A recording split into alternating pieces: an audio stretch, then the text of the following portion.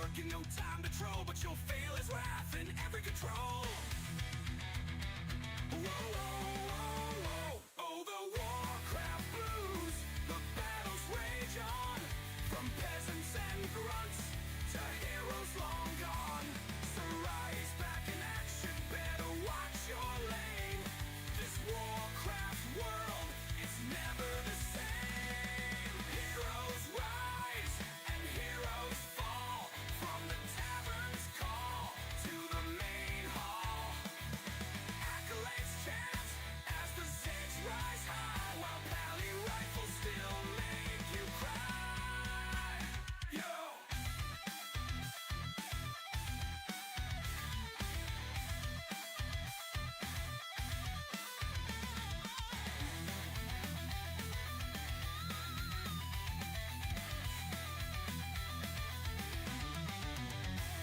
The NASF fleets where legends are born, breaking through armies and weathering storms. Smurfs may dodge, but they cannot escape. The Warcraft grind is the ultimate fate.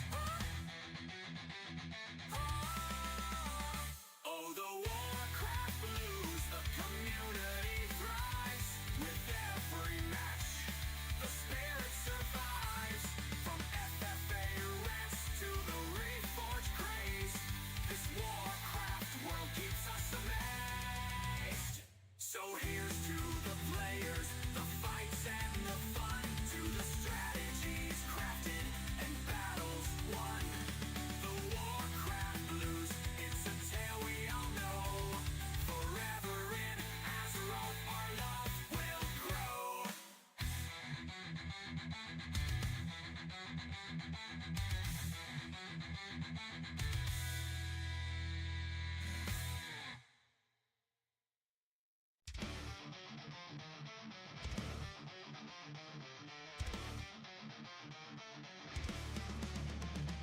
Mr. Mike with the swag, casts his spells and all. In it comes in mail, we're the best to brawl. Caging up, talking through time, takes in the dough. Wait with face to drunk, can't sit up, staggering home. Warcraft warriors, pals in the night. Here comes an AA when legends ignite. Feel the falling, Hitman lost his spark. Champion blood, my fucking name's in the dark. Oh!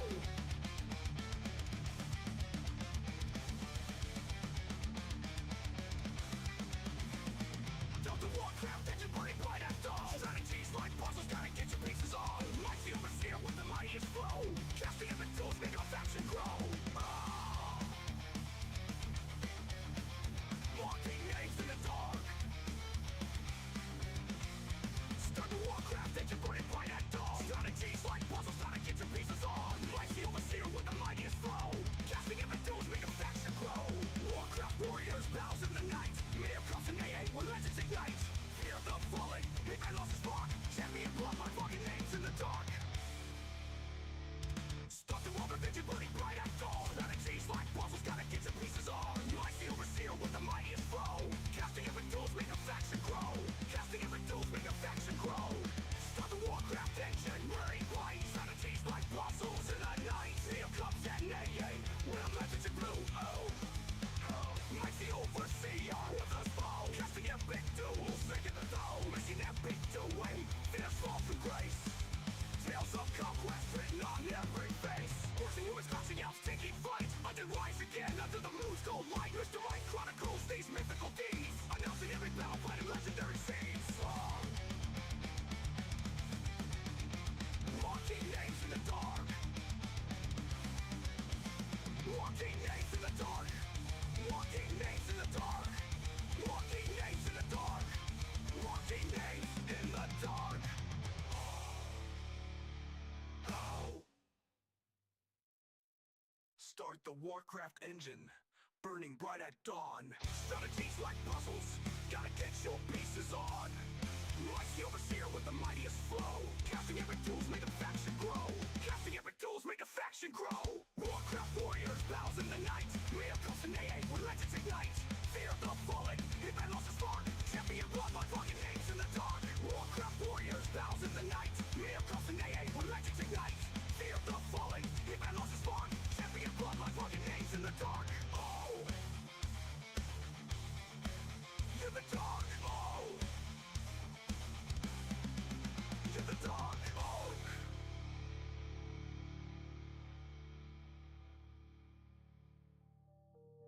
of mana, channel the arcane. Heroes rise and fall in this endless campaign. Penguin's victory, fears fall from grace. Tales of conquest written on every face. Watch the humans clashing, elves taking flight. Undead rise again, under the moon's cold light. Mist unlike chronicles, these mythical deeds, an elf in every battle, planting legendary seeds. Warcraft warriors, mounting world crossing AA with legends ignite. Fear the fallen, if it lost a spark, champion bloodlines walking names in the dark. Warcraft warriors, mounting AO crossing AA with legends ignite. Fear the fallen, if it lost a spark, champion bloodlines walking names in the dark. Oak! Oh!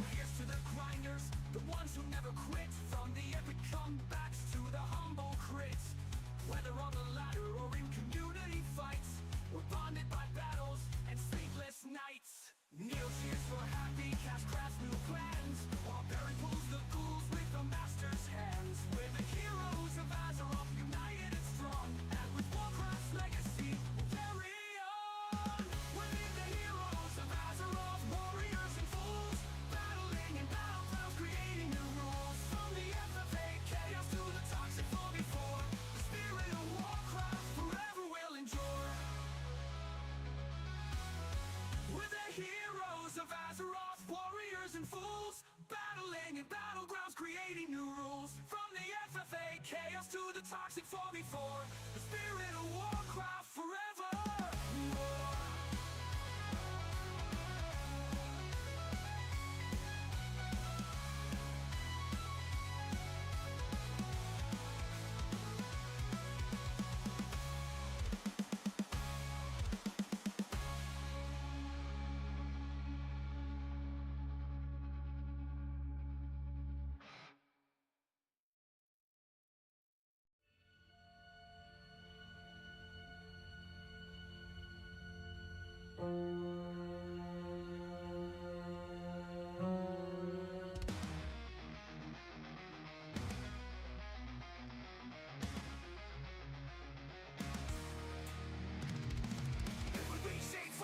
Don't know what a sight. Yelling battles in the night, those matches with times. Even touch again, didn't even sign up. But chance get to play, live in that cup.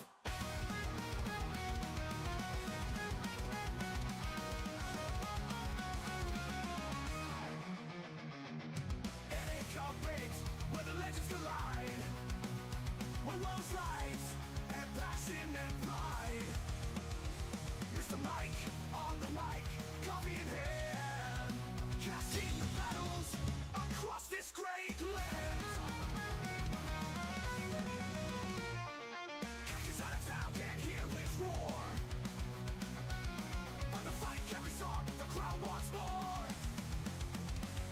Neil's cheering for Constant, you know he's hyped. Spirit TV's reign, now the chat's all sight. Winners clash, spells fly high, and oops of war fill the sky. Grunts and spells, nights are dim. Only one will take the win. NA compete, where the legends collide. What's going on, peoples of the world? Who's here? We'll get some updates. We got some updates, gentlemen and possibly ladies, maybe one or two that I know of personally.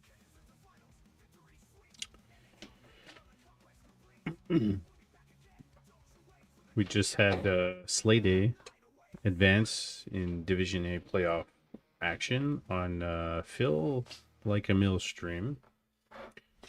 And he went over 2-0 on Bros. And now Slay Day advances to the finals to face Phil Like a Mill and or Hyperreal. So we'll find out when that match is going to happen. Maybe I'll get to cast it.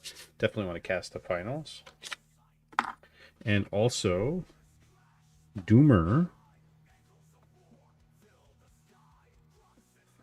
Mr. Doomtrain, completed his last series today with Q-Rot, and Doomtrain went over 2-1, tying in points. You guys should play, and I will cast it. I think it'll be amazing. Tell him to warm up, and then you warm up, he warms up, and you guys play your series.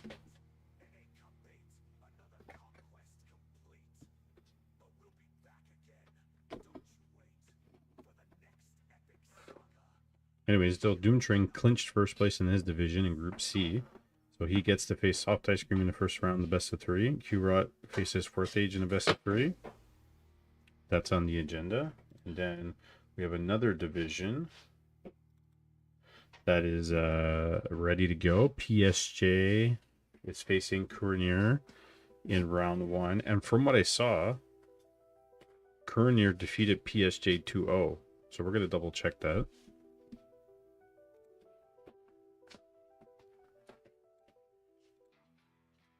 We're going to double check that. And then we have Grinchy, who finished second, and he's going to face Air. I want to check that because it would be very interesting first round of. So Cournier, I think his last match was supposed to be against PSJ. Yes, he did. He defeated PSJ 2-0. And now they're facing each other in the first round. So potential upset. 4 seed defeating first seed, possibly. That's very interesting. And if that's the case, Cournier lost to Air, and he also lost to Grinchy. So that's even more like this is like anybody's division. Anybody's division. Cornier lost to both these guys, but he defeated PSJ in his last match, and he's facing him in the first round. Very, very interesting. Super excited. Some of the games have been bangers already, and the faster the regular season wraps up, the quicker playoffs can start. And I will still abide by the timelines for playoffs for divisions that are taking their time, but there won't be any extensions on that stuff, regular season or playoffs. But if you start earlier, fantastic. Would definitely love if all the playoff series get casted by either myself or somebody else. I would love to do the finals of all of them. I know that's not necessarily possible, but definitely reach out, ask somebody. Phil's starting to cast, so we're going to try to mold him into a caster and set him up. And so far, so good. He's done a couple of games. He did tonight. Slade A versus Bros, and Slade A went over 2-0. And I would say, despite certain people dropping out or being difficult, we've had some very positive reviews from people and interest, and a lot of guys who have been super active in the Discord. People wanting to reach out and maybe do some coaching. Garen, the GOAT, has been coaching Hyperreal, so that's been really cool. And we want to do more of that kind of stuff. And like, we don't want to be GNL, and we don't want to be Fountain Manor, because we share everybody. We want to kind of be our own thing. And then maybe we put together a mini clan of guys who want to make a team, and maybe we challenge Jim, or we challenge Fountain Manor, or we do some kind of show matches or something. I was talking about that with some guys recently. I think that would be fun. I think it'd be give a little bit of a je ne sais quoi to the current atmosphere and environment of things. Like for fun, but like, obviously, like, Slade A's a Fountain Manor guy, even though he's part of my team. We gotta find somebody. Like, I don't know what it would look like, but maybe we'll talk to the guys and think what we could do something in the future. Anyways, after we're done the NASF League, Fountain Manor starting up, and then after Fountain Manor, GNL, but also Ren Cup. If you guys haven't participated, Ren Cup is February 8th. I moved NA Cup 12 to February 7th, so that's the Friday night, and then Saturday is Ren Cup in the afternoon. So back-to-back cups while NASF Season 1's going on, and then Fountain Manor should be coming back. And if you guys are not in Fountain Manor, which I think Hyperreal Slade A invited you guys, it's definitely something you want to participate in. And, it's more league action. Personally, I think the league stuff's great, because you get to prepare against an opponent and a map and a race, and it's a good way to get better. Scene gets big enough to have big team leagues. I know Fountain Manor Gym have teams where they play other teams around the world. Yeah. There's like clan wars and stuff, but I think for us, maybe we do like certain MMR grassroots like event, or FFAs with those guys, or maybe a captain from each place that has like 4 or 5 guys, and they just go at it and collect points. But like, I don't know, like kind of like GNL, but not GNL, not like Fountain Manor, not like what we're doing, but something different. I don't know what it would look like. Anyways, we don't even have a team, so what am I talking about? But I was talking to a couple people about it today. I think that would be fun.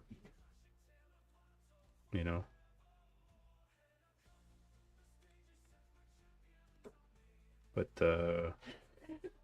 anyways, maybe that's not now, maybe that's not ever. But we'll see how it goes.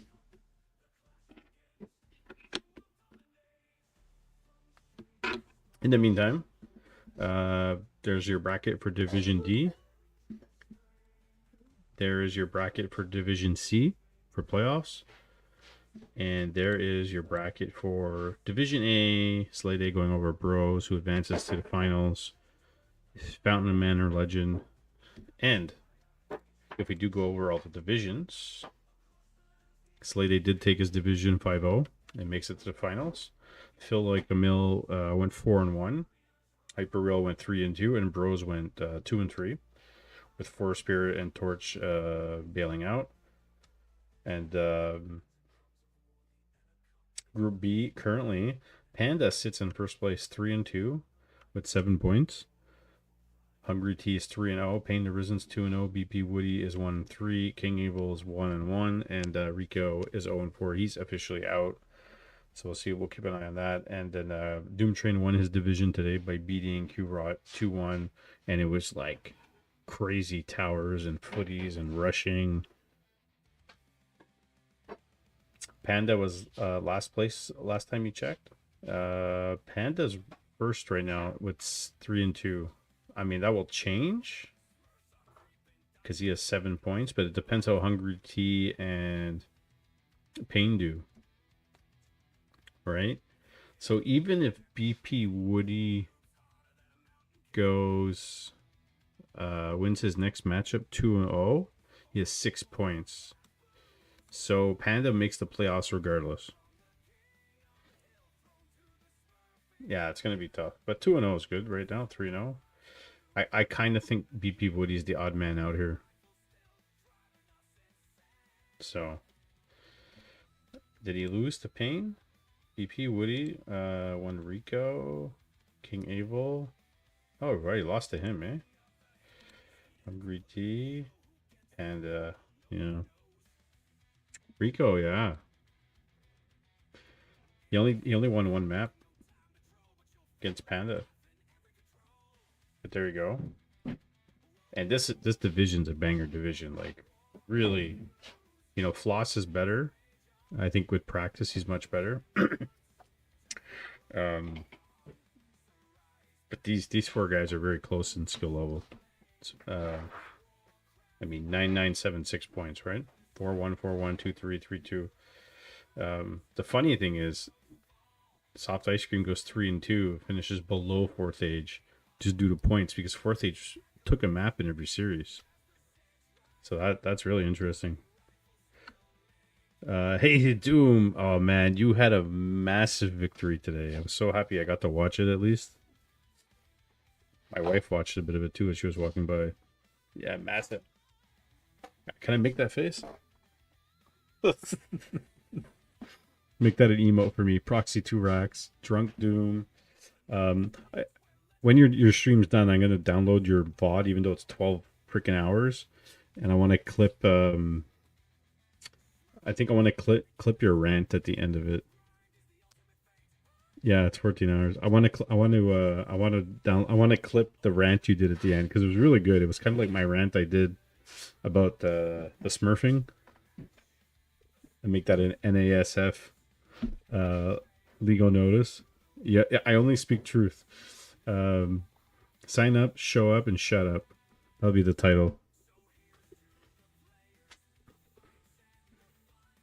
Yeah. My wife's laughing, but it's true. Freeloaders and complain. I'm listen. I'm pretty vexed, and like some of you know, I'm pretty vexed about the stupidity that I've been hearing lately from people. I hear everything now. People tell me, you know, I hear the things that people are saying. It's not cool. You want to join voice? Let's hold on a second. Hold on a second. Do I have call to arms? Hold on. Hold on a second. Hold on a second. Let's do this. All right. let's do this, Doom. I'm switching screens. I'm gonna bring you on as like a guest slash NSFA update, and it'll be like an episode. Let me set it up because I'm gonna clip this. Okay.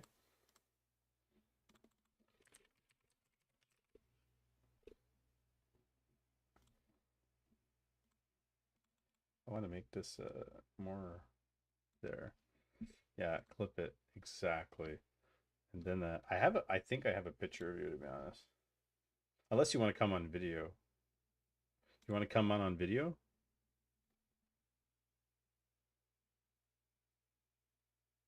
Okay, let me see if it works first, okay? Let's join okay. Hold on a second. Now, how do we do this? Here we go. All right. Oh, how do I do this? How did I do this last time? I gotta remember how I did this last time. I think last time we just did a phone call. We know, but what we did was Video call. But I just sent you a picture. you just sent me a picture anyway. No, last time we did a video call, right? But what I did was I think I cropped it, and because I used to do all this stuff on I think that's okay. I think if you pop Video call you, Mike? yeah, What do you want me to just do? Video Just- call you? just no, like if you pop in and show your video, you'll show up. Oh, okay. Let me see. How do I, It says turn on video. turn-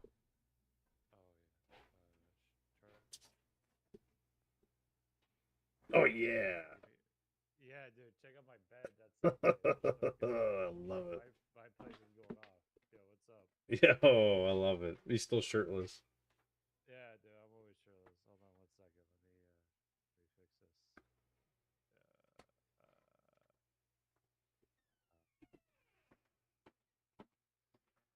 Doom Train's the first WC3 to know my in real life name. Doom's mic is low. We Hold have on. the same name. Give me 1 second. Here, I'll fix it. Hold on. Fix this? I'll tune you up. Let me disconnect. Give me 1 second. Let me just fix this. Hold on 1 second. Yeah.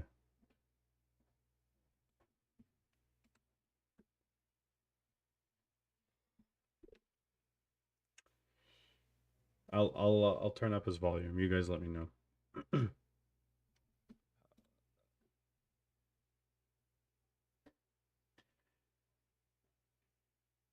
Without his shirt, his APM is 10% higher. Yeah, it's epic. Yeah, it's like 5 APM right now. The-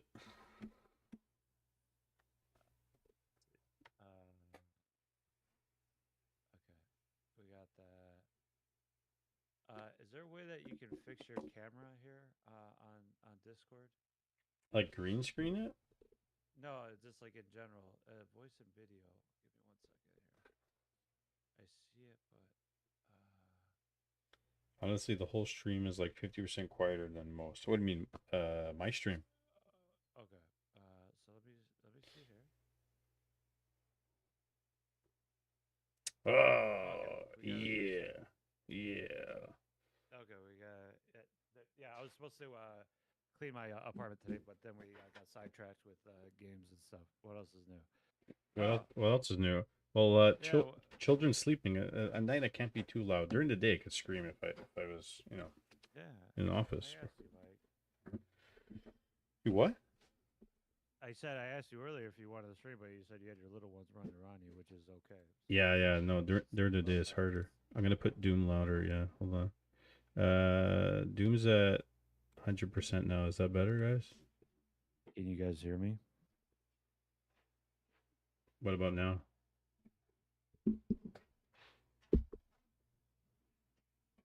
Sounds better. Yeah, I put him to 100%. I think I had the volume set lower because William screams into the microphone. I feel like Nate would scream at the McDonald's drive-through too, even though he walks right through the McDonald's drive-through because he's like 7 feet tall. He just like busts through that thing. He's like, "Here, I'm at the drive-through."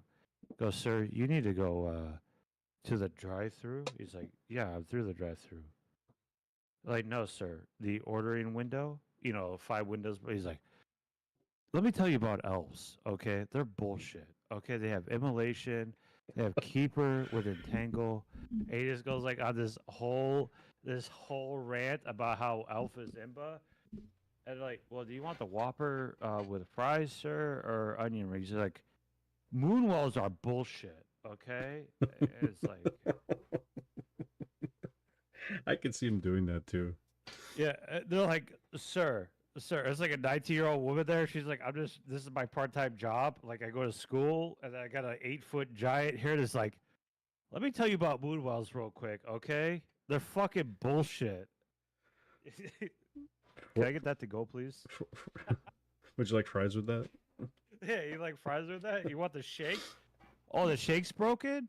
Oh, let me tell you about let me tell you about fucking Entangle and Mana Bird. Hold on one second. He just comes in. Oh my god, this is Oh, gonna turn into a Warcraft 3 comedy podcast.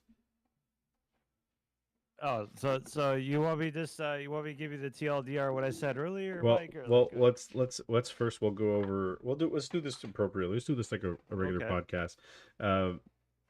I've lots of experience doing this stuff, and originally we thought we would do a lot of interviews, and then time and scheduling is not there necessarily, and then sometimes people don't want to pop on a night, but we also thought that maybe we would use this as an opportunity to talk about the league and talk about some issues and talk about different things or stuff that vexes us, which we do have something that vexes us, actually a couple of things. And there's been a lot of different commentary from people the last couple of months, and some people with inappropriate behavior and acting stupid. And I don't mean streaming shirtless, I don't mean drinking, and I don't mean swearing and having fun. I mean just disingenuous behavior and stupidity. But before we get into that, this is Call to Arms podcast. It's a Warcraft podcast. I'm with Mr. Doomtrain. I'm Mr. Mike. So if you haven't heard any of the episodes before, most of the episodes right now are just there's some interviews from the guys in the community, but we're looking to get some of those done and completed in the future. But we're going to congratulate Mr. Doomtrain on becoming Division C NASF Season 1 champion of the world. Did not win the playoffs yet because that hasn't started, but did win first place in his division, going over 2-1 against Mr. Q-Rot in a really tight series, I think, because, man, your Paladin was living on the edge. Tell us a little bit about it. oh man, the Paladin. So what I realized, I want to be honest. So I don't really play solo anymore. What I realized here the last month that Pala Rifle has taken over the community versus Lemes and Saul. And I talked to a couple of the nice thing about what we have here on Twitch is you get to pick the brains of very smart individuals. And the other thing too, like with War 3 champions, and this is kind of like my issue that I have is the division between like KK and which is something that has happened the last couple of months, that my paladin lived on like 35 HP, and I tell you what, I was spamming the invulnerable button on my keyboard. Okay, thank God that he did not die at 22 HP or 17 HP. When you really try to mid max.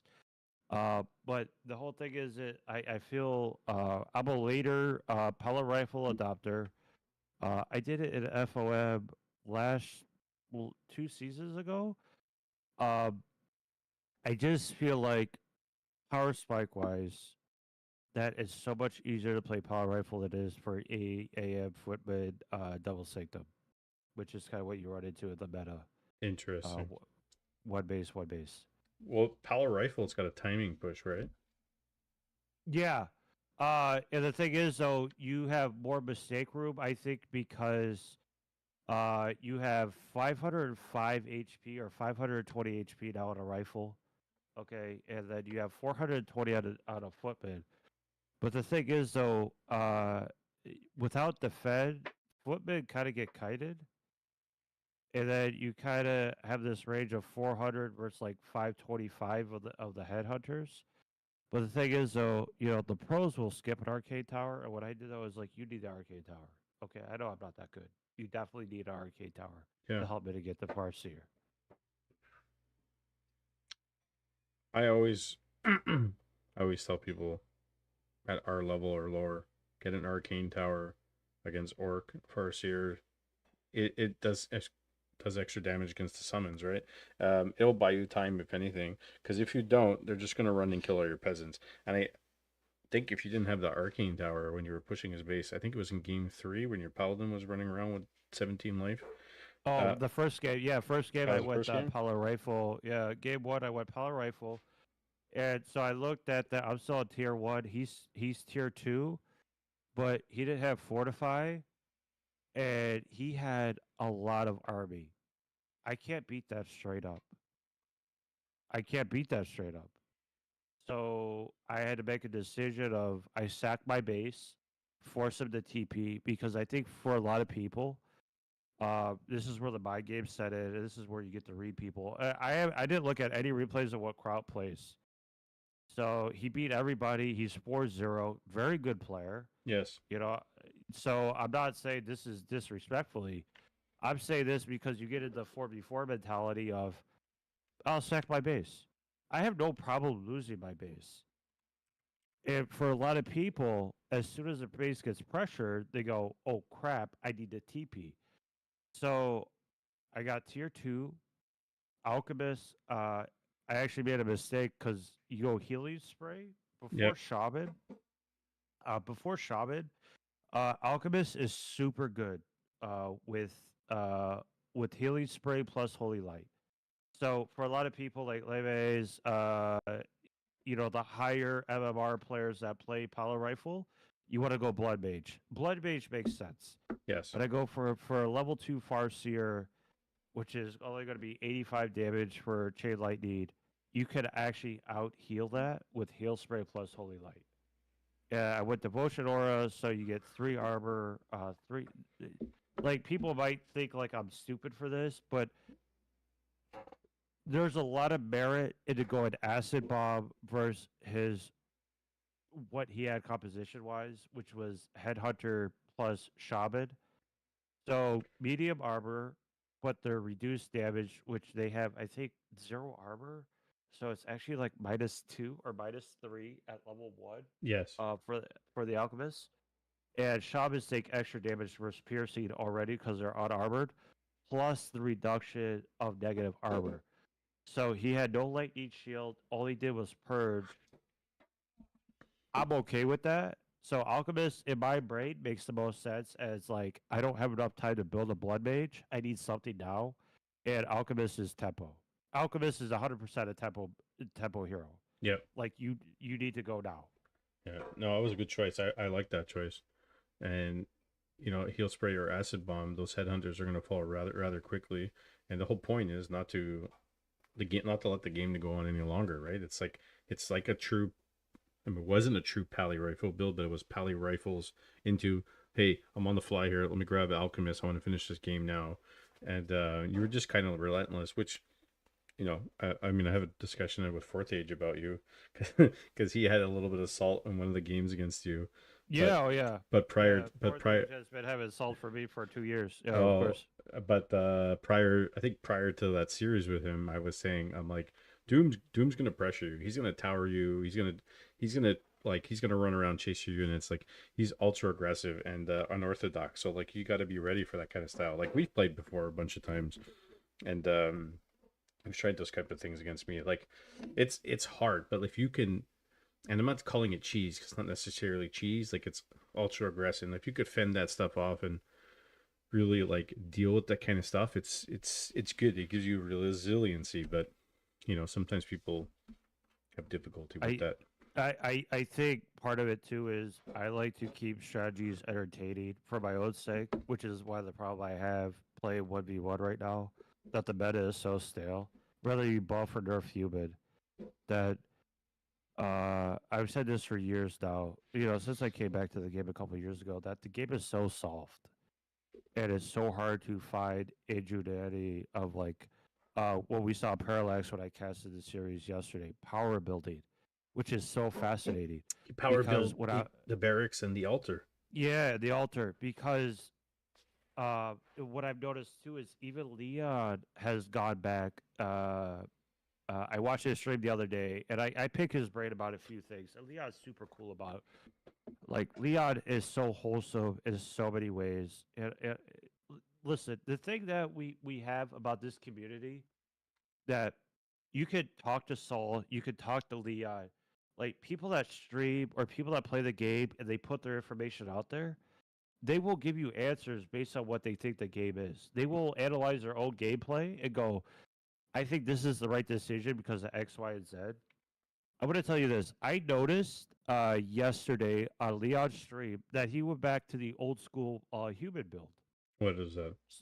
which is altar, barracks, and then farm, which is what you'll see Fortitude do, which is the number one human in the world, which has absolutely dominated everybody, which I find so fascinating because Kenny G came up to me like a month ago, 2 months ago. He goes, "Hey, dude, I have a question about a build order." I go, "Yeah, what's up?" He goes, "Listen, uh, as far as altar farm, where you one hit like max max efficiency, you take one hit on your peasant to build a farm, and then you go barracks. Most of the time, though, realization it's gonna be 3 hits, which is fine. So it's gonna be like 50 HP, 47 HP, which I think in the grand scheme of things, it's gonna maybe like 2 seconds, maybe 1.5 seconds.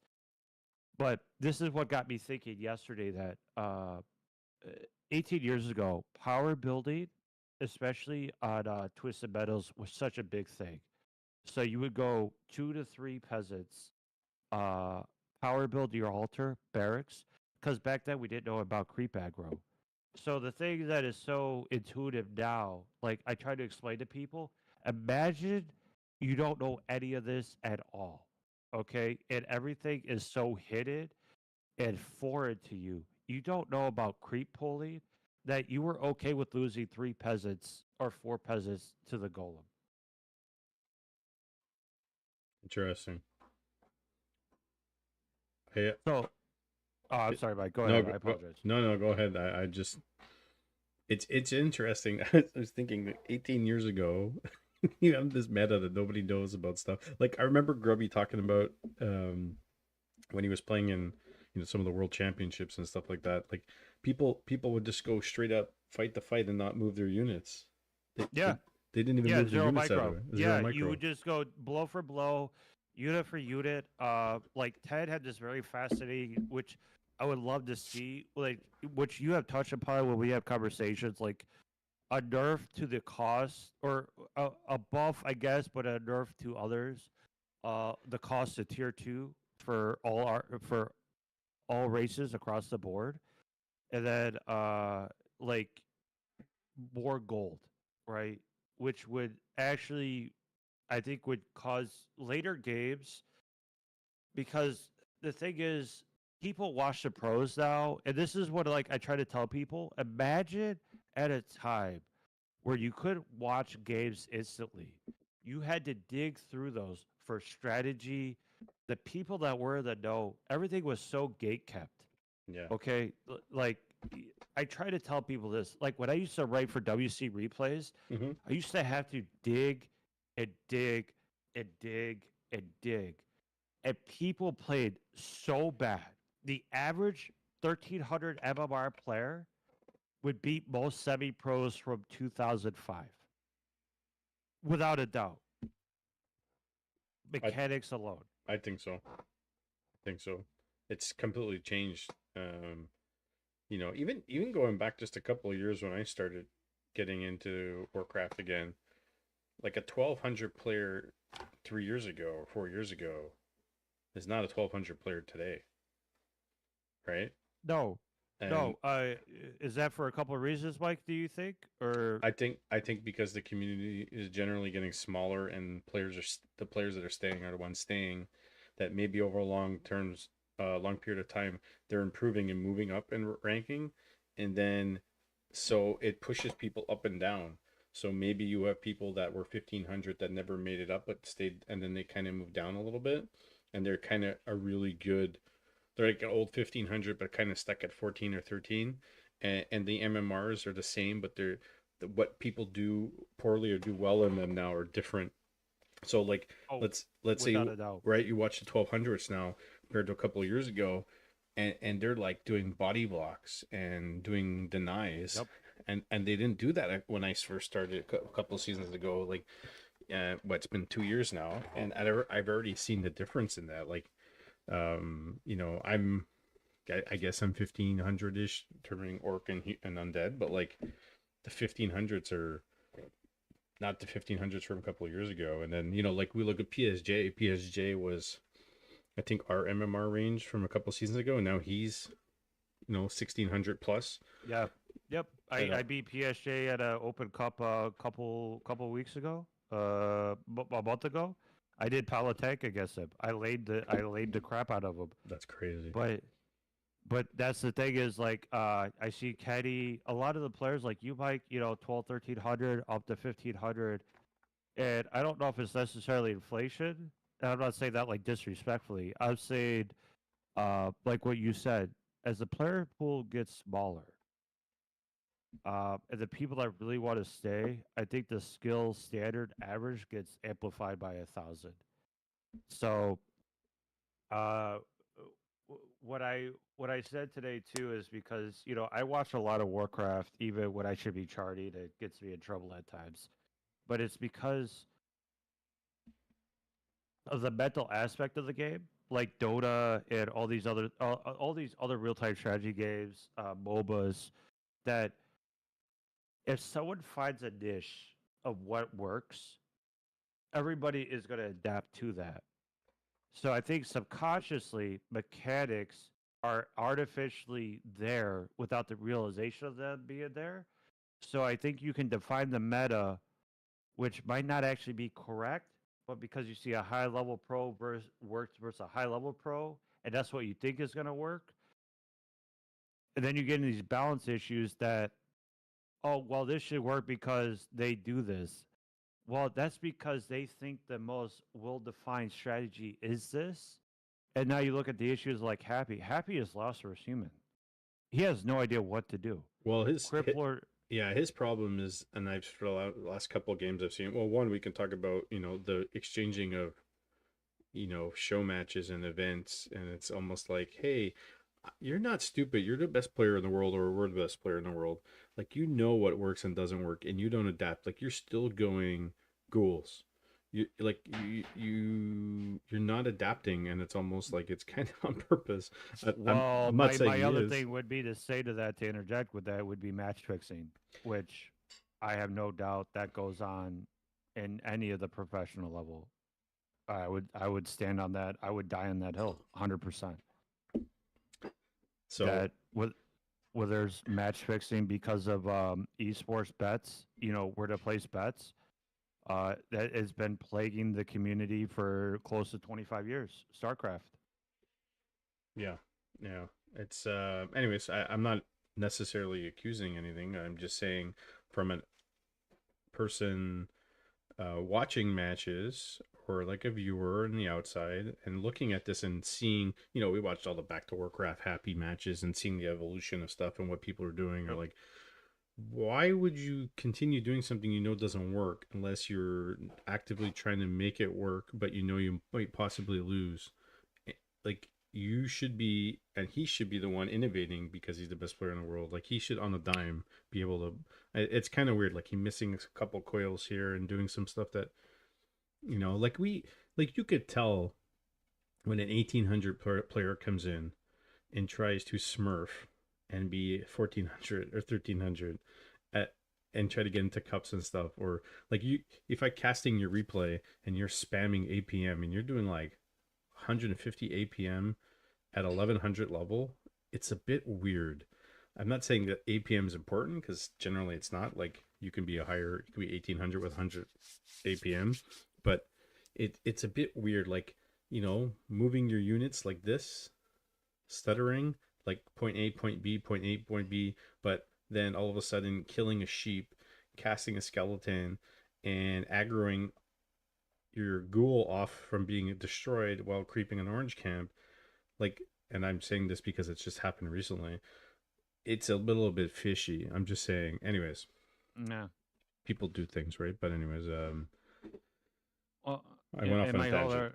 my whole other thing too is like, people get so wild up in the meta of the pros that the thing is the creativity of your own gameplay kind of gets tainted in that way, that you don't get to free think of what works or might not work. And what I've been saying for 7 months or 6 months when the last big patch came out, I said Firelord is broken. I said Firelord is absolutely broken. Well, I really enjoy the Fire Lord. I would say it probably needs, like anything else, some rework. Demon Hunter, for example. But I copied the Slay Day build that he used to use, and that what took me to gain my highest MMR with Undead when I was going Crypt Lord, Fire Lord. Like the extra damage and the soul burn and the summons, No. which just it's insane. And I would love to see somebody better than me do it. Like go do Crypt Lord, Fire Lord, and go rush people with ghouls. And go get summons and try to finish the game early. It's kind of like Pally Rifle, but it's not Pally Rifle. It's just ghouls and summons. Well, Like go. what I would say is like if you watch X-Lord a few months ago, X-Lord really kind of figured it out versus human that human. I've been saying this for a couple years since I switched to human. For 4v4, it was more because no one would make gyros that I was kind of pigeonholed to play human, and it's kind of funny that creativity wise, especially in solo. So some people might think what I do is cheese, but I go, it's more like the player, what units work, what units don't work, right? So, like, I've been saying Soulburn has been absolutely busted since it got reworked. It's 8 seconds, 6 seconds, level 1 with 75% damage reduction. That is so good. Yeah, it's very good. So, my whole thing is like, if you play Orc Mirror, you go Fire Lord, Farseer Fire Lord versus Blade Master Headhunter. You have catch now. You go, you get to the point of where if you got like one bestiary, or if you're playing like Pala Rifle, which we're starting to see a lot more, which has been taking prominence over. I mean, obviously, we know Pala Rifle has been in the forefront here for a few months, but when Fortitude starts playing Pala Rifle, everyone's going to start taking a look at it, right? So Starbuck beat happy with it. It's you got the top of the top, the cream the top of players. Like my whole thing is, someone asked me earlier, and I go, well, if you play Firelord, they're like, what? Why'd you go Firelord third? I go, well, I need DK to sustain the Crypt Lord and to help heal. And if I go Firelord third, you either shut down the Blood Mage or you shut down the Paladin. Soulburn. There's no question. You don't need anything else. And he attacks fast enough that you put Orb Corruption on him. That is essentially a Lich. You can't heal him. That the DPS machine that comes out here with a silence. So you get something of a hybrid of a Lich with a Dark Ranger. And you don't get skeletons, you don't get the AoE Nova, but you do get silence with damage reduction, which I think is so huge. The way the meta is of there's not so much the smaller fights. It's more like I hit my timing, you hit your timing, let's go. That I would like to see skirmishes. Like Ted used to do this tier 2 timing, like on Echo Isles. He would go one Temple of the Damned, one Slaughterhouse. So he would go like uh, 2 Banshees for Curse Anti-Magic Shield and 1 statue to help sustain the mana. And this is going back 19 years ago, 20 years ago. I mean, if you really think about it, like it's crazy to think like the revolution of gameplay, Yeah. especially for strategies, that we don't see the skirmishes too much anymore unless you are ultimately decided that you're invested into that skirmish, or the hit and run with like an orc lane gameplay. But I don't really call it lane play as like what it used to be, which was hit and run. You take a handful of raiders. Grubby is really good at this, of the humans invested at protecting either their expo or their main base. And again, I tell you because the game is different now that it's not. It's starting to become more like StarCraft, where you have to protect 3 different angles of your base: the Yeah. expo, the main, where you're fighting. That there's either beetles, there's a ghoul run by, 5 footies, maybe like 3 raiders, like 3 raiders with pillage, and you get all that back. I haven't seen too many Raider lames lately. I find people have gotten away from them a little bit. But we used to see it a little bit more with Shockwave. We don't see it too often now. I think with the TC nerf to Stomp that happened, it's right when I started playing again. I know the TC Stomp that it used to be 7 seconds for a 5-second cooldown or 6. It was like 1 second. So it's not that bad. Like MK got the similar nerf, you know, the AoE reduction. Yeah. I know like both that time because Tyrannistan was like a big meta map. And even in Human Mirror, you go Zeppelin drop, Mountain King first, which I think there's certain things I would like to see, not meta, maybe more like here and there. And it's so hard because people play with what works. So the experimentation level kind of goes away from that. But then as soon as you see experimentation and it works, like, oh my God, why haven't I thought about this? I go, because you just see what you see on the screen. You don't really think about it. Yeah. Well, I think it's a good segue into, we could we could talk about balance and the things and that maybe that could be a like I always wanted to bring North Chakar on for like let's do I don't want to call it creep jack because that's what Neo and them do, but like a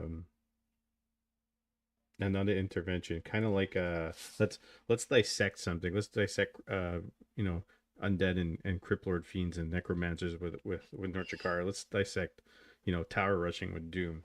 I don't know what we would call that, but I think that'd be cool if we could do kind of that kind of stuff. But let's like yeah deep dive into strategy. I mean, yeah something like 5 head moves. I mean, like I think to a lot of people, like it's just more. It doesn't matter what you do, any pro sport or any game you play or anything like this. Well, there's 2 people involved. You can really apply pressure, and I think like you say, Mike. My style, I play is hyper aggressive. Hmm. Does it always work? No. Do I ever claim to be the best player? Absolutely not. But what I'm going to tell you is people get set in a certain way of like what a human's going to do or what an orc's going to do. Well, what happens when they're just up in your face and you don't play against that all the time? Nope. You don't know what to do because there's no booklet for it. Gotta think on your feet. And that's exactly it. So what I lack in micro macro is, I think about what units would work or hero strategies, certain maps. And I'll give you a prime example, Mike, because what you said earlier, Hammerfall, which I found out accidentally, which is why I use this. I go proxy 2 racks. Yeah. And people are like, why do you 2 racks? I go, well, I think certain timings it will work against, especially for humans and orcs. Okay, so if you go headhunters, I went early defend. I went defend after 3 footmen. I saw that was very smart. So, and I go, well, he pressured me first game because everything is all about information. And you really have to absorb everything that happens, every reaction. And I go, okay, he went full pressure, kind of like 4th Age. And I go, I think I got the answer. And I think Hipposaurus, I think on that map actually went 2 footmen defend, which really worked against a very high MMR orc. He played against Sora. Sora is like 2200. Sora is like no laughing matter. Sora's a very good orc. Okay? And I watched it because I go, when I did EMA Cup, and this isn't the plug it, I'm just saying this is what I recall because, it was the best of 7. And I remember watching it, and I go because in my brain, Todd will tell you to go 3 foot mid defend like in fours, and I kind of keep the similar mentality in solo because wood is very abrasive for the human race.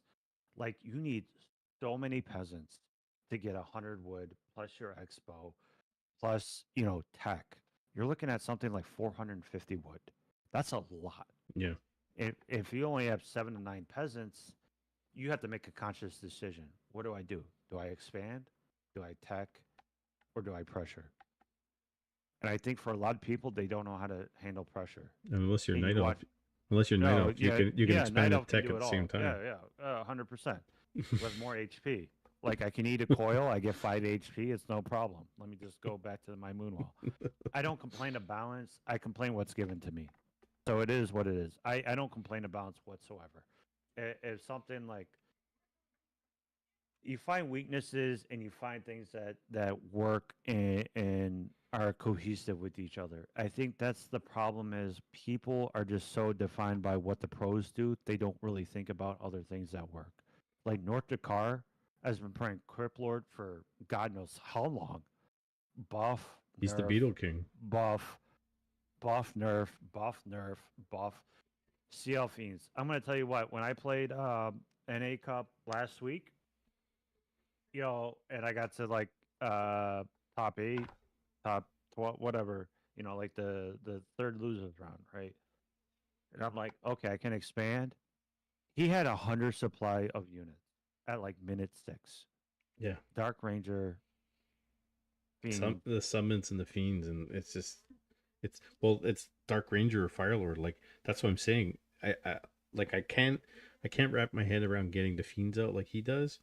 But if I mix in ghouls, if I just do it with ghouls, I can expand or pressure. And if somebody harasses me with like a Farseer or whatever, I just decide to sit and going all in, and I just keep going all in, kind of like what you did today.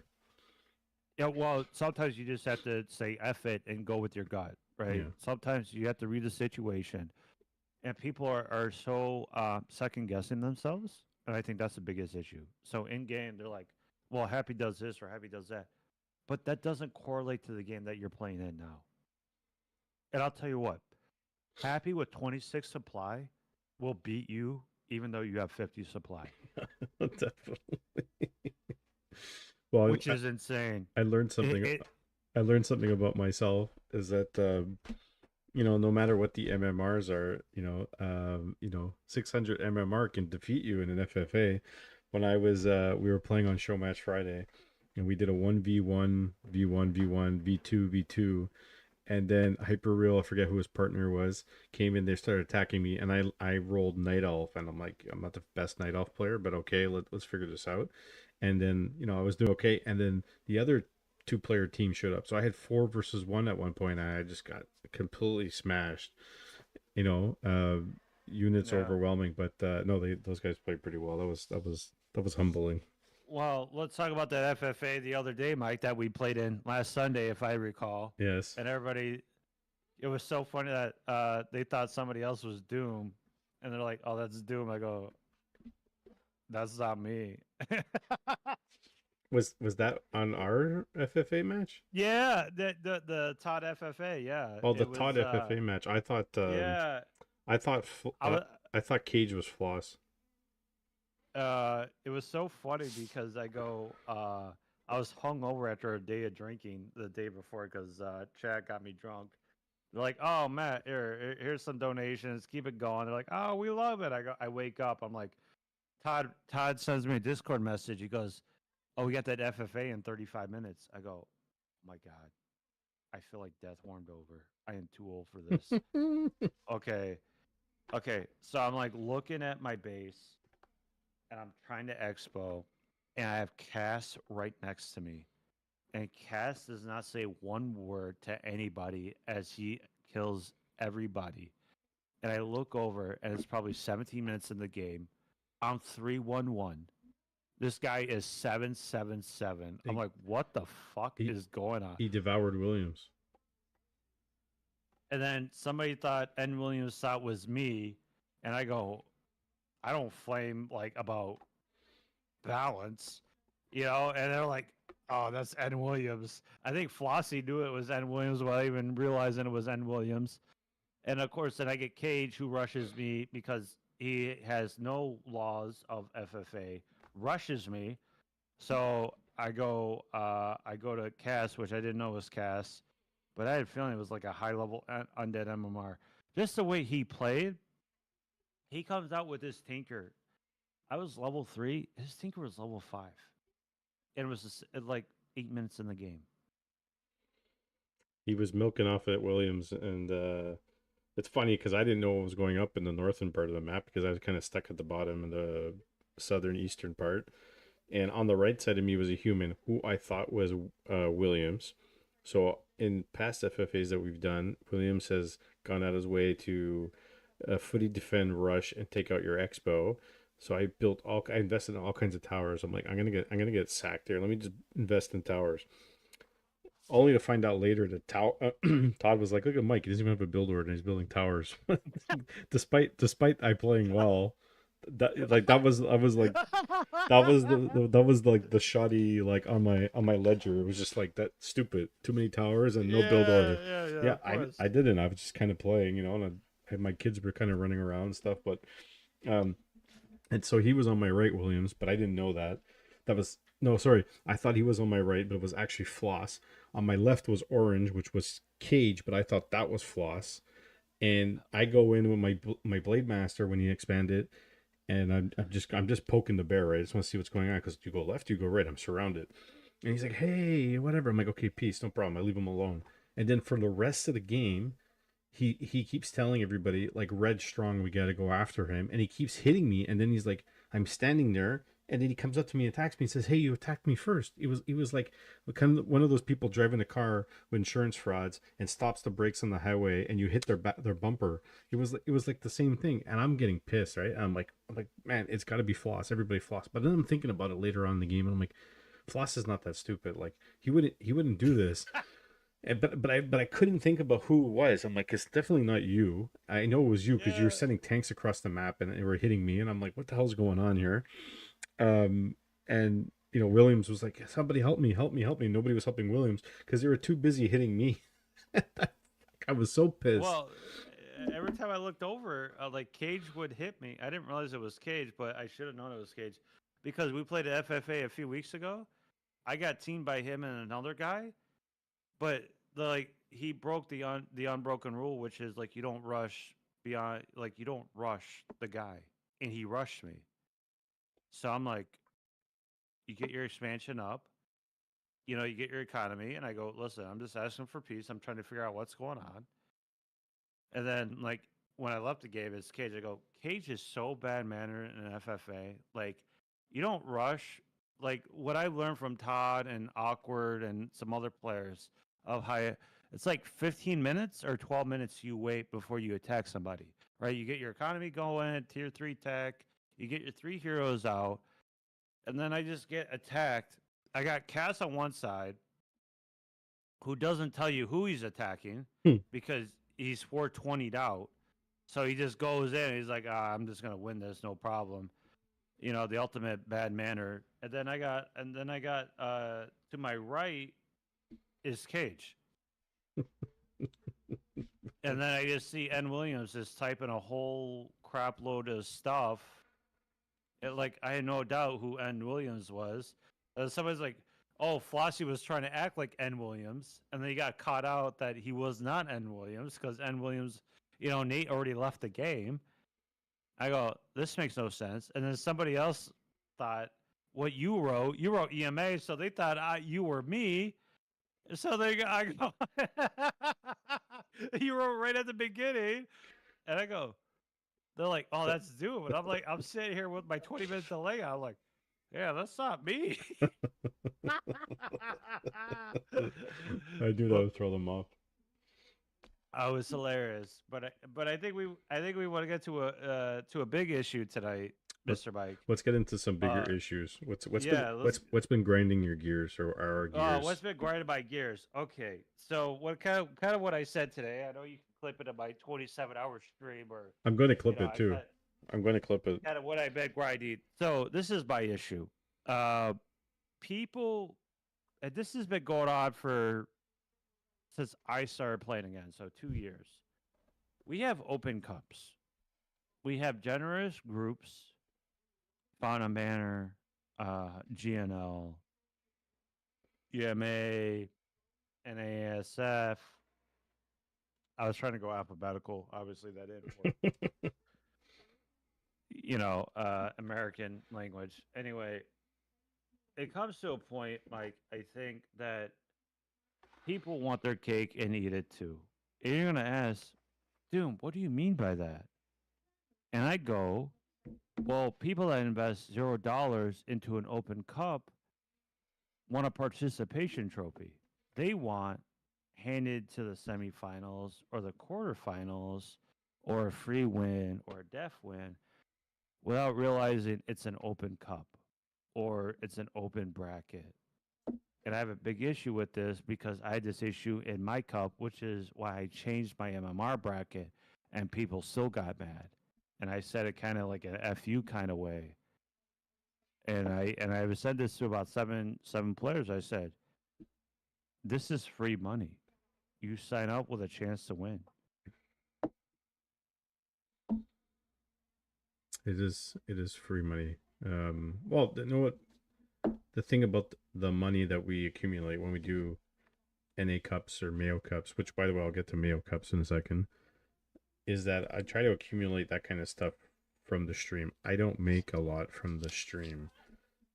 If I accumulate enough for an NA Cup, I take it and I put it towards an NA Cup, and that's it.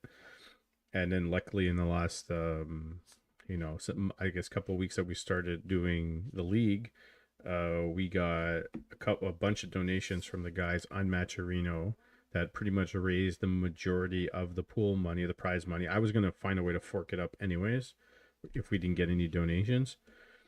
And so it's coming from the community, and any of the money that comes from my stream is coming from the community. So guys are coming and subbing, or they're donating. We had a bunch of guys donate 10 subs, 25 subs. We had a couple of people drop $100 each on Matcherino. Largemouth bass. Shout out to Largemouth bass. Shout out to huge, and even the guys on Matcherino that donated there too on top of him. And Slayer dropped 10 plus subs or whatever recently. It's community money. Like, I'll be the first to tell you, like, I'm in Canada, and things are bloody expensive, and I help out family members and stuff, and I got debt too, and I'm in the hole, and I got problems, and I got health issues, and I'm tired, and I've had multiple concussions, and this is a break from real life. So as much as making a little bit of extra cash on the side would help, I like the camaraderie and the engagement from the community, and it kind of saved me when I was off on my third concussion. I would much prefer to give it away, because at the end of the day, what's $50 or $100? Hey Phil, what's that kind of money? Nothing. So and I guess it goes back to when I used to have those discussions with Slady and how we can bring Show Match Friday back, because they used to be a thing before when I wasn't around. And I'm like, and I wanted to cast, and I was getting into Fountain Manor, and I was doing all these things, and I'm like, I really liked how everybody kind of like selfishly kept me together. Like, I was depressed, I was crying on the couch with the concussion pains, and I watched back to Warcraft, and I found Baron, and I found all these guys, and I come out, and I'm like, you know what, I'm gonna stick to this. It seems really entertaining. And then I meet you and a bunch of guys, and I'm like, wow, the community's fantastic, and everybody's been great to me, aside from, I would say, recently, where a bunch of people have not been so great to me, which I do not appreciate. But the whole point is the money that we make from the stream comes from the community. And so going, let's say, to Mayo Cups, we started doing Mayo Cup, which was 1,400 and under. And I was thinking, kind of like what we're doing now, is like, I want to do stuff where I belong, grassroots, And then we're like, well, everybody kind of enjoyed it, so let's do spicy Mayo Cups. And then that's like 1,800 and under, because none of the pros are going to come to us, right? In my mind. and then people start smurfing and trying to get under the cap and smurf for $10, which, by the way, I clipped that video and I put it on YouTube, and it's got like 900 views or something, or no, yeah, or 1,400 views. When I let him cook, and then and I just went on a whole tirade about that. I said it's sad that you're gonna have to lie to other people for $10 Yeah, or $15. and It's sad. and then I clipped that and put it as a video onto YouTube, and I was really upset by that. And then I had people um messaging me about that whole incident, saying, can you give him leeway, money, this, that, or like, you're telling me there's a war going on, but you're busy streaming Warcraft 3 at the same time. Don't give me that shit. Like that, like see through the nonsense that's going on. Okay, I don't care. 100%. I don't care. Like I care bad stuff happens to people, but don't like paint a picture of what's going on, and then make a fake account and do this and then send your friends, and that started the beginning of what I really disliked. And so we haven't done a mayo cup really. Well, actually we stopped the spicy mayo cups and everything. We were like, let's see where we at, and then we did one mayo cup, and the last mayo cup there was kind of like there wasn't much interest, so we just haven't done them since. But so there's kind of a reason why we haven't done those. And then we're like, let's evolve, let's do something different, let's do the NA cups when we're trying to get something engaging for everybody. I know in 8 cups it's all MMRs and guys like myself, and maybe Hyperreal will get crushed in the first round, and we're like, okay, but it's for the community, right? We do on Fridays, we'll do show matches, and we'll do FFA games, and we'll just do some fun stuff. Fine, no problem. And then had to deal with some bad apples. But then you start hearing things about people, like there's certain people I will not allow in the Discord or to participate in the events based on past racism and different things like that. They're like automatically banned. Williams is pretty vocal on those guys. They maybe they come to the channel. They're not blocked from my channel, but they're not allowed to participate, even though they've never done anything to me. They're enough I say witnesses or people that have experienced it or know of it or seen it, that your behavior is unjust, and I don't want that kind of stuff. So, and then lead into Baron getting sniped. And I believe it's not necessarily a rule in W3C about sniping people on ladder stuff, but it's really disingenuous. It's not appropriate, and to me that's kind of like cheating, even though there's not a lot of players available, and W3C is kind of like spread thin and that kind of stuff. And it's happening to Baron, it's happening to a lot of people. And then it started happening to me, which was really, we can talk about the Sherlock Holmes detective story about who is stream sniping me on Battle.net and FFAs, and then quitting where I left to go search and queue up immediately with me and to be undead and be exactly who it was. So was it one person? Was it 2 people? Was it 3 people? Was it people harassing me? There's a couple people out there maybe watching right now or listening who do go out of their way to go talk some trash about me in some channels and to other people, and they've done it before and they've done it now, and they're probably going to do it again. I don't give a fuck. Like, go do it. I don't like it, but you're not welcome in whatever we're doing here, and I don't need to deal with it, so I'll just block you. It's fine. But it's going on, and fine, it's going on. It doesn't matter. Okay, so continue forward. People are sniping, people are cheating, people are making Smurf accounts and having 25 or 100 accounts, pretending to be different people, to pretending to be different MMRs, and we have to deal with that. And then we have to ban people. We had to ban another. I think we've banned like at least, not a lot, but at least 5 people from the Discord for stupidities, and disingenuous behavior. And we're trying to do community stuff. I guess there's some people that are doing it for money. There's some people that are doing it to be assholes. And there's some people that are just genuinely sick, and I don't know. Like, is this a place for for them to come like be multiple personalities? Are Smurf accounts against rules in W3C? I don't know if they are, but I'll tell you that they allow you to change your name, right, Doom? Like they allow you to change your name. So you pay the $10 fee. You get 1 free to change your account through Battle.net, and then after that is $10. So, like, kind of what you touched upon, Mike. I have no doubt I've been stream sniped. I have no doubt I've been ghosted. I play random. Suddenly, you know that I'm human. I'm expanded on the inside without scouting. No doubt. Did set a wisp out. You just know where I am at the exact moment. It, Is it concrete proof? Obviously not. But you know, and I know, where bear shits in the woods, bear shits in the woods.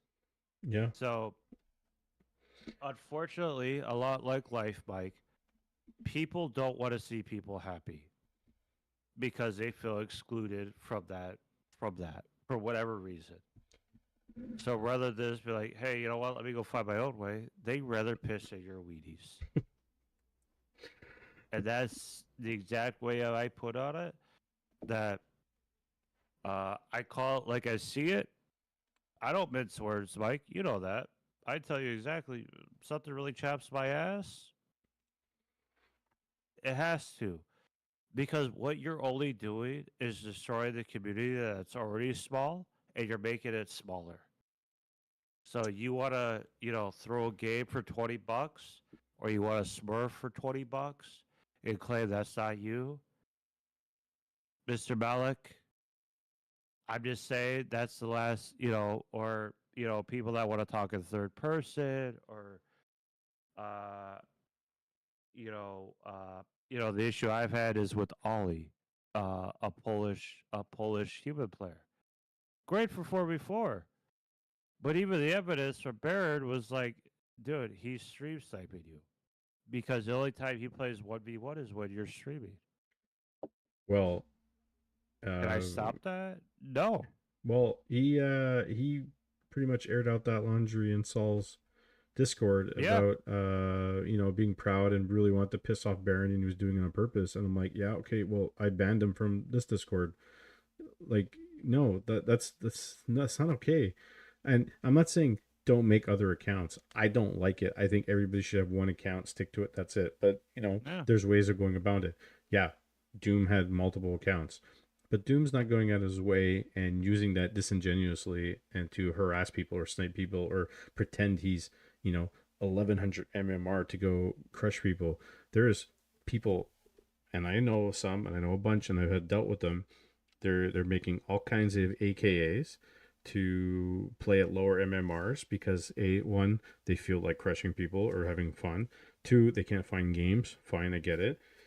Three, they're just doing it to harass people, and it's not okay. Like, it's the elephant in the room is like it's just people doing it to be a nuisance, and we're gonna actively, and we have already, dissociate ourselves with those people, remove them, and that'll be that. Like, I'm not, I don't have to do any events. I don't have to give away any of the stream money. We don't have to raise anything. We could just stop, like Baron said. If they're going to keep stream sniping him, he just won't play. And he won't stream. Yeah, and it sucks because I go, you have a guy that has been monumental to the community, and say what you want about Baron. To a lot of people, I want to complain about. Listen, he does every weekend. Every weekend. He doesn't have to do it. But what he does for the people to get those MMR going, to play the King of the Hills. And he's been doing it since I started coming back a couple of years ago. That it sucks when you have a 2000 MMR player that plays off-race Orc as 1400. Yeah. Beat them once feels good, but knowing that you're just going to be continually sniped by them, there's something to be said for, like with Todd, with a 10-15 minute delay. I said, as a streamer, it takes away from the audience. But I said, at the same time, if you're going to have assholes ruin the game, which they are, they're assholes. We're not going to sugarcoat it. I'm not going to sugarcoat it. I'll tell you exactly what it is. It's sad and pathetic that somebody has nothing going on in their life where they think, like, you know what, man, I'm just going to ghost the shit out of this guy, tell him what a big noob he is, even though I can see every action he does on my second monitor. and feel good about myself, that's like watching your wife get plowed and you feel good about that. That's exactly what that is. But the problem is they don't have a wife because they're so miserable that they don't leave their basement out of their mom's and dad's house. You know, it's sad. It's truly sad. And their justifications are horrendous. It's horrendous. So there's that, right? There's the account smurfing, which technically is not illegal, but Echo Goodman saying earlier it just disappeared, saying that he sees nothing wrong with kind of seeing somebody on ladder and queuing up to play them and then playing them, but not actually watching their stream. I listen. There's not a lot of players that happens. I like sometimes I'm playing and I'm watching Williams or Doom, and then I queue up and I get Doom in fours, which not often, or solo, which is not often, or Williams, which happened a couple times. But then I have to turn the stream off, and I do. Um, it's happened, right? But there's people who have actively queuing up to do that, to play certain people, just to play certain people. It's not okay either, right? It's kind of not okay. But again, Well, then the big issue is then you run into, well, I know you're in my channel, and then you look like you're ghosting me because your actions that I don't think, and this is based on like what you play against people, um, what you think they do and what they do in game doesn't necessarily coincide with what they do as a creature of habit because people are creatures of habits.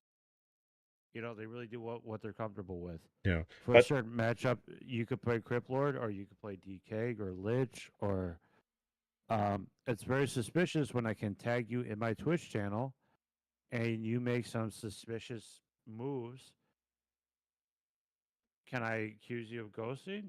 Well, bro, you're still on my fucking stream. yeah, I'm not gonna sugarcoat it and just say, "Oh, you know, I'm gonna swear." Oh yeah, yeah. Like I know you watch. I don't put a delay on, and then people get mad when you put a delay on, and then you watch them like, "Oh, you got stream sniped." Well, what do you want as a viewer? What would you like? Quality games, or someone get cheated out of their gameplay?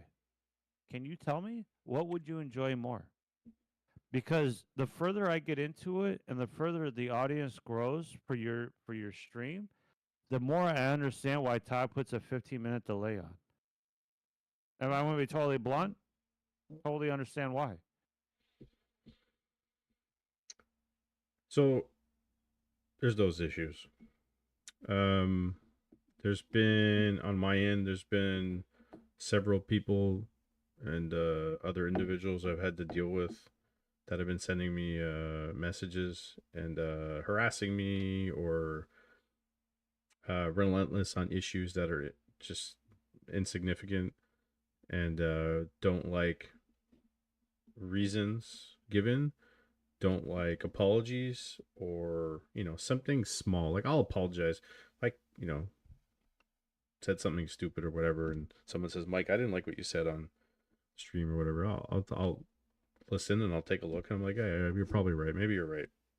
But sometimes you say stuff and you're tired and you're just kind of ranting, or it's 3 in the morning and you don't know what's going on. Like, I think people more or less know who I am and what I do and how I present myself, and I'm not a disingenuous person, and I'm not somebody who's here to rock a boat or put anybody down, or if I'm critical of somebody's gameplay while casting, it's not because I'm better than you. It's because I'm trying to cast and talk about what's going on. Or but it's 3 in the morning and I'm not doing a good job talking about the game, but I'm also trying to allow people to play. It's because we're still trying to keep the show going and play and all that kind of stuff. But anyways, you know, I will apologize for things that I've said or done, and own up to the responsibilities of things, right? But if that's not okay, and then somebody relentlessly harasses me in people's Twitch chats, which also has happened in Doom's chat, which I've never said anything. It's happened in other people's chats who are using the R word to describe me, or constantly insult me every time I go to a Twitch chat. I block that person. I no longer have to see that kind of stuff. It's not okay. So that person is not allowed near me. The Discord, my events, none of that stuff. Well, You know? Mike, you know what's funny is when I put people on blast like that and how quickly they crumble, because people in life now they want to hold no accountability without giving disagreements. So there's a few people that come to mind, and I go right to them. I don't DM them. I put it right there on the channel on the bod. What you can listen to it. What do you have against somebody that has done nothing to you? What hair has across for someone that keeps North America going, for as small as we are, and Cage complains at me that I don't type GG when we play. People like this, okay, that why what have they done physically to you to hurt you? And when you put them on the spot, they don't have an answer, Mike. All they do is project. Yeah. Oh, that's all it is. Yeah. The insecurities of their own issues at home or on the internet because they know they've been acting like an asshole. That, uh, listen, I said this like 2 years ago. As soon as I saw Artosis mauled in rage, and he got viewers and donations and shit, like it wasn't about the money to me. I go, he is such an articulate caster to the game of StarCraft.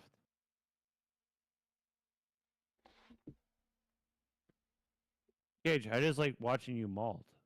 That's what it is. Honestly, it works 100% of the time.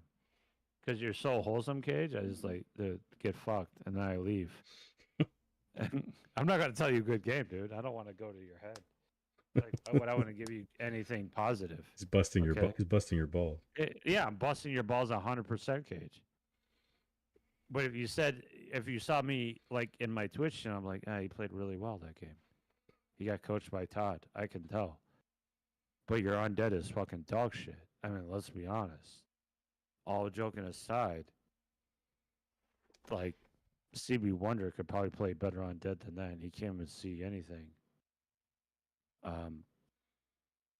All kidding aside, because it's all jokes, you know.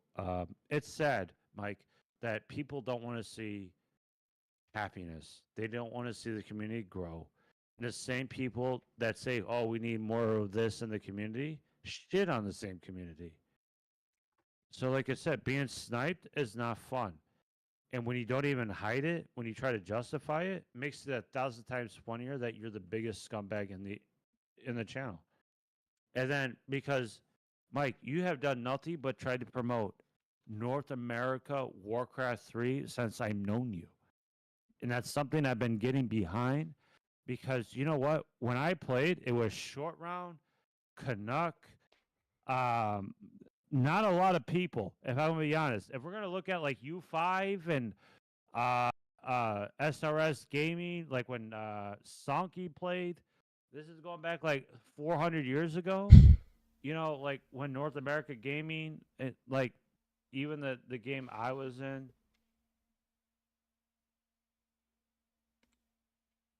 But if I'm gonna be 100%, it's like all you do is ruin everything else around you, and they don't see the repercussions of that because they are so short-sighted. Right? Someone asked me yesterday, Doom, you act like this. And I go, I act like this because it gets me views. Being totally honest. I treat my stream like world wrestling. Okay? You put on a character, you treat people a certain way. You know what it does though, Mike? It attracts attention. And it gets the people talking. It gets them to come into your channel. And by that, I collect ad revenue off your dumbass. And it works 100%. That you are somebody so negative that all you can do is gravitate towards them because he goes, what is wrong with this guy? And then you find out that he saves lives for a living. And then he comes here and he acts like this. Like, I don't understand the conundrum. But when I DM you, yo, bro, you good? What's going on in your life? I'm worried about you. It's not me to gloat. It's because I generally care about everybody, Mike. And you know that from the conversations we've had. Mm-hmm. It's not, I'm not justifying my actions. I'm telling you because it draws views. because people rather watch the villain arc than the heroic arc.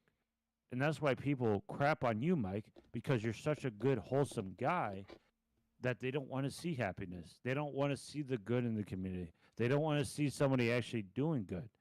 That whatever they got going on in their brain, negativity is so much easier than positivity. It takes less muscles to frown than to smile.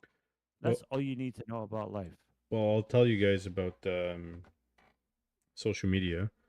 If any of you guys are on X and you follow me on X, and how Dune does, um, before and as well as since Elon Musk has taken over, social media is probably like the scorn of the earth. It is terrible for people. It's terrible for women. It's terrible for your image, your portrayal of yourself, your self-esteem. It creates depression, and people are so hooked to technology and stuff like this.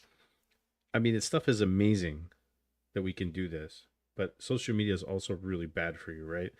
And I'm on X, Twitter, and I've tried and I've been there. I started my X account for watching sports news and reading stuff for fantasy sports in 2016, and then I just did nothing with it.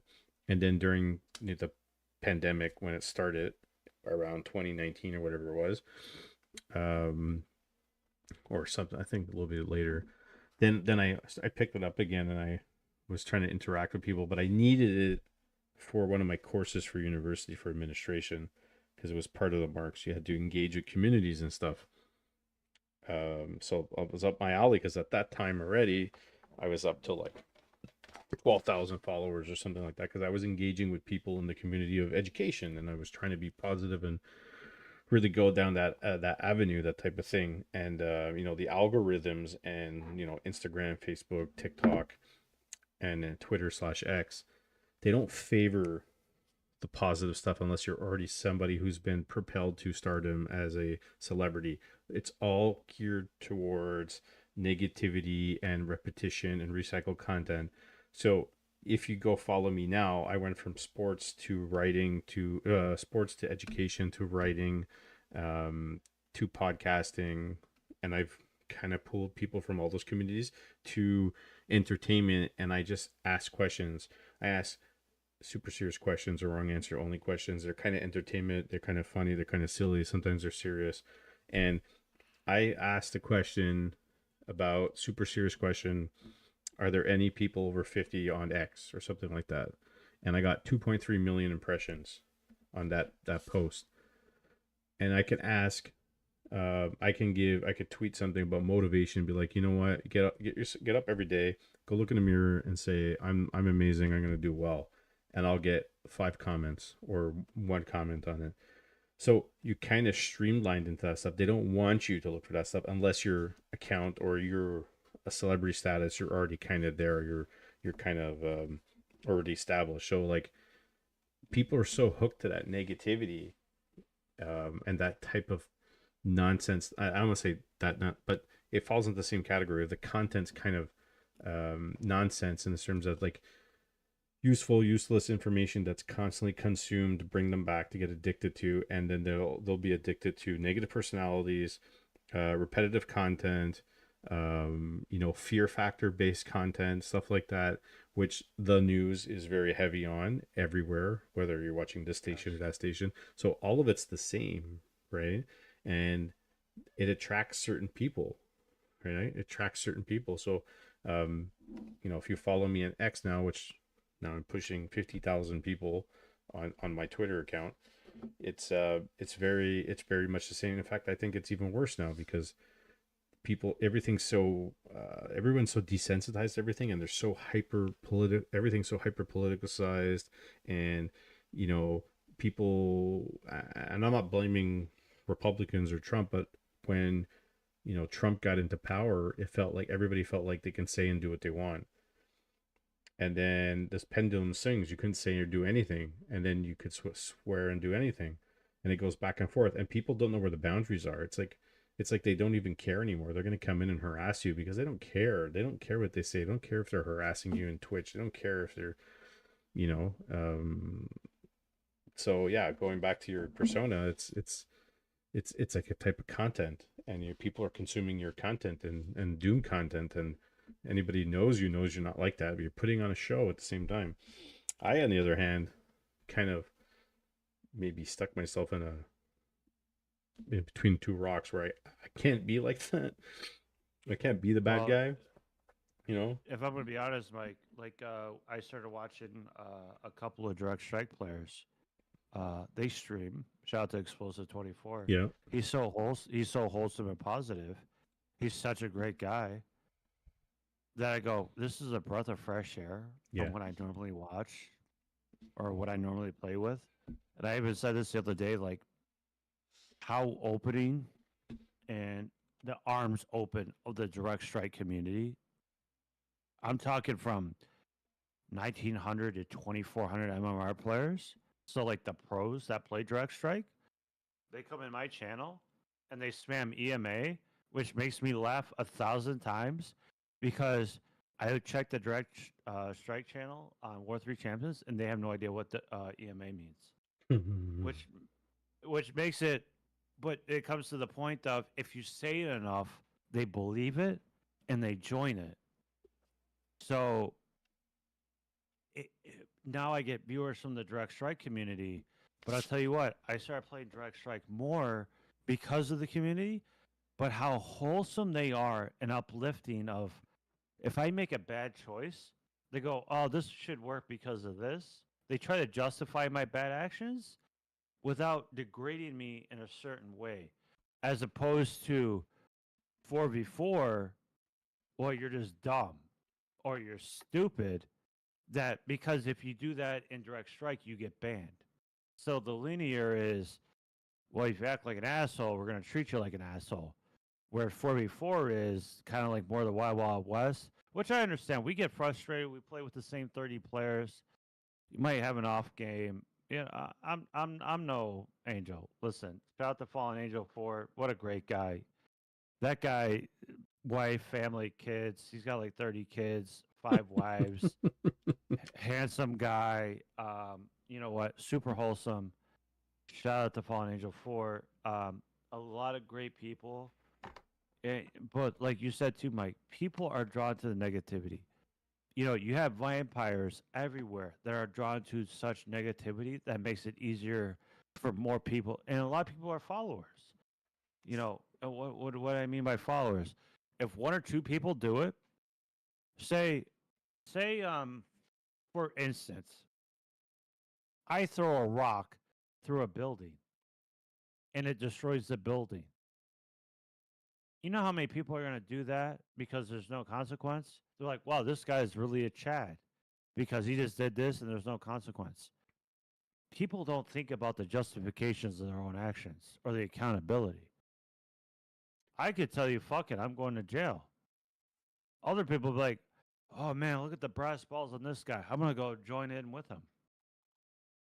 You watch somebody do something different, maybe falls in line with what your beliefs, maybe you disagree with it, but because it's something so obtrusive and something so obtuse and something so out there, they're going to do it because of the fact they don't know what else to do. They're followers. I think we got into I think we've touched upon so many different points and things that are afflicted the community and what we've experienced, and we'll tie it back into the league. And the point we're Yes. bringing up with everybody is that, you know, guys, it's free money. We don't need your bullshit. Events are free, community's free, engagement's free. And if you want to contribute, we appreciate it. The money's coming from the community, coming from ad revenue. And if you have constructive feedback about stuff, by all means. If you're going to pout and be upset because you lost to somebody, or somebody's a little bit better than you, or you didn't prepare, my biggest pet peeve is the scheduling and, you know, people bowing out and signing up, like, I want to sign up, want to play, and then not playing, and then you have to be either removed, replaced, or just given 0 and 5. Like, that stuff's not okay. I have the big issue with that too. And you know, like, I get it, life happens, but if you can't sign up because you have a busy schedule, don't sign up. Sometimes, and there's a couple of players that reached out to me and said, look, I can't play here for a week and this and that. It's fine, no problem. Like things happen, or there's a death in the family, or you got a car accident. Like things happen, but it can't happen all the time. It's like the boy who cried wolf. Like you just can't cry all the time and complain. It's like, oh, like there's, and I've been really clear about this. It's an NA league. These are NA hours. It's NA servers. There's Europeans. We have one division with no NA players, and that's fine. North Chakar is winning that division right now, and that's fine. But and you guys schedule yourselves accordingly. But if you're facing an NA player and you're in Germany, and yeah, the NA player is going to try to make it, uh, you know, try to accommodate you and try to play a time that's suitable for you. But it's an NA league. Just because you don't want to get up at 6 o'clock in the morning and play your W3C, your league division match, does not mean we haven't done it. I've done it. I've stayed up till 2 o'clock in the morning to play a match. I've gone up at 5 o'clock in the morning to play a Peon League match a couple seasons ago, right? Doom 2. And then I'm reading the messages and all the channels. The guys like 9 a.m. I can't get up at 9 a.m. to play Warcraft. Why? Do you see what North Chakar does? North Chakar sets his alarm to come play in all these leagues and tournaments. Like that's dedication. That's somebody who wants to play and benefit from the camaraderie and the engagement with people and loves the game. Don't come cry to me because you're too tired and you can't make a cup of coffee and stay up late or play. If you don't want to be here, don't play. It's an NA league. That's number one. That and scheduling and people ghosting. And I've said from the beginning, be active, be around, check your messages. You don't have to play all your games at once. You can play all of them at once. You can play them over a stretch of 2 weeks. You can play them all in one day, whatever works. But at least be active, communicate, and schedule your games. I'm not scheduling the games for you. And people couldn't do that. And let's be honest, most of these people are grown adults. Some from one of them is 18. Everybody else are grown ass adults. Yep. Figure it out. Like Totally if you can't figure it out, don't fucking play. Like get out of here. It's and now people have developed a rap a record, a rap sheet that I'm gonna keep a running record of. So and so did this and this and this is, and so when we do a season 2, guess what? You're on the bottom of the barrel, and I could just say no. Like you don't have to be included. I don't have to include anybody. I just want to include people who are gonna be have sportsmanship, act appropriately. I'm not saying don't say dirty jokes or don't be funny or don't stream your shirt off like Doom does. I'm not saying that. I'm saying kind of conduct It's yourselves. 100 degrees in my apartment. Well, To be fair. listen, I should have put a tank top on. It's freaking hot in here, but like, there's a certain way to act, and it's okay to be silly and funny and whatever the case may be. But like, it's like childish. It's childish. Mike, I'm totally, it breaks my heart because I'm at work, I'm charting, I got patients, with the rare gift of a couple of decisions, and life or death, and some that pass away and some that keep living, and then I get my coffee or I'm in the bathroom or. I say I'm charting, but it's more like I try to look like I'm charting. I'm gonna be honest. I look at my phone. Okay, don't scrutinize me for this. I still do my med checks. Blah blah blah. Whatever.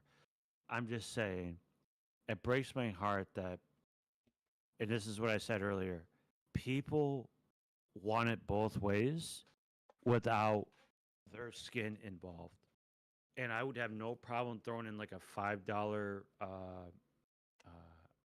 Say like a security deposit for a league or some kind of accountability to keep you going.